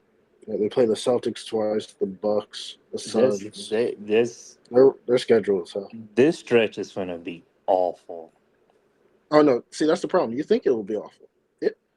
It won't be because we expect it to be awful, which means the Heat will not do what is expected. They'll do the opposite.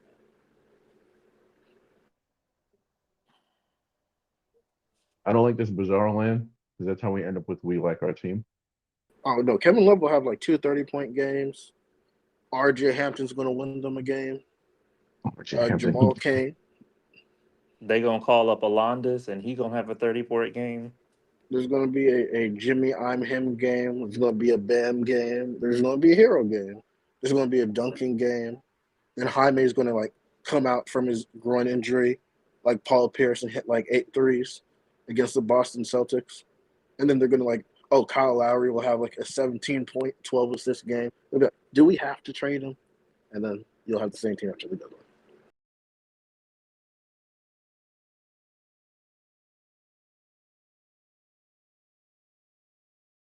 When we kept getting their teams, our teams kept getting their face beat in by like the Phoenix Suns and the LA Clippers and All them good teams on the West. What they do? They have a good 5 game stretch. They have a bad 5 game stretch.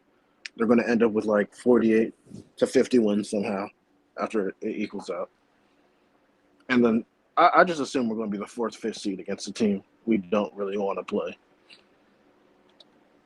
You mean the Pacers? Gonna say the Magic. No, I think we would beat the Magic because Paulo in his first playoffs against Spo is like a torture chamber. But Yeah, it'd be we someone already like, give Paolo hell. honestly, I think it would be someone. It would be the team that would be the most embarrassing would be the Knicks. No, I think it would be the Pacers. Because if they Yeah, just build that team and yeah, then but we don't hate the Pacers. It would be embarrassing to lose to Julius Randle, like Jalen, and the Knicks no, as a I think it would be franchise. more embarrassing to lose to a team that's not a rival. Don't you think? Especially if it's a team that's like just Yeah, starting to like. it's Tyrese and them. They just their offense is so good. It would be. Here's the thing. I think the Knicks could make the series like because they're the Knicks. It would look like a closer loss if we lost. I think the Pacers, if they're on it, it would just be 125 a game, and we would try and pull them into the mud. And I don't think it would look as good. Plus, I don't think the Pacers are our worst matchup because of Spo. Because I do Yeah. think Pascal is kind of a hindrance to how they want to run their offense if I it's don't not a I don't transition. like I don't like Pascal on that team. I don't think he's gonna work the way they think it is. Yeah, like the Heat's pace works better in the playoffs. That's why they look like a better playoff team because everybody slows down in the playoffs. So everybody gets closer to their style of basketball, which is their trick. Like their 97.6 pace is not going to change, but your 115 is coming down, and that's their whole gimmick. And then they're going to hit threes because that's their game. Hit threes, play defense, move and survive. Leo Marymount.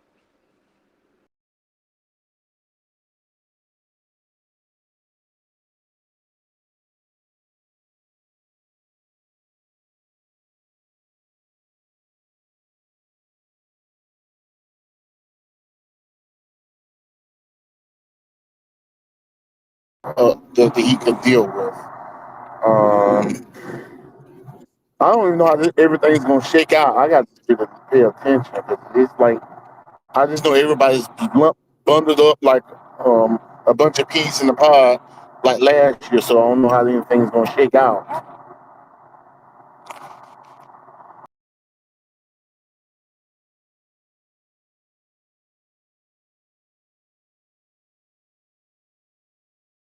Probably still be competitive up until Eastern Conference Finals. Then it's kind of a toss up. Western Conference, we're not going to beat a Western Conference team. Whoever comes out of the West, it's going to be better than us in terms of talent and coaching. Well, not coaching, but Spo won't be able to out coach the talent gap that exists from the two teams. So that's kind of where we're at. If we make a move, well, it depends on the move we make, but we need to fill that guard spot, man. It would open up so much. It is what it is. They like their team. Got to accept reality.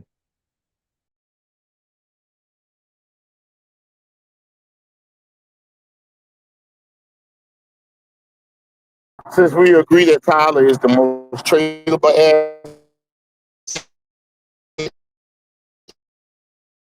teams and turning into somebody better.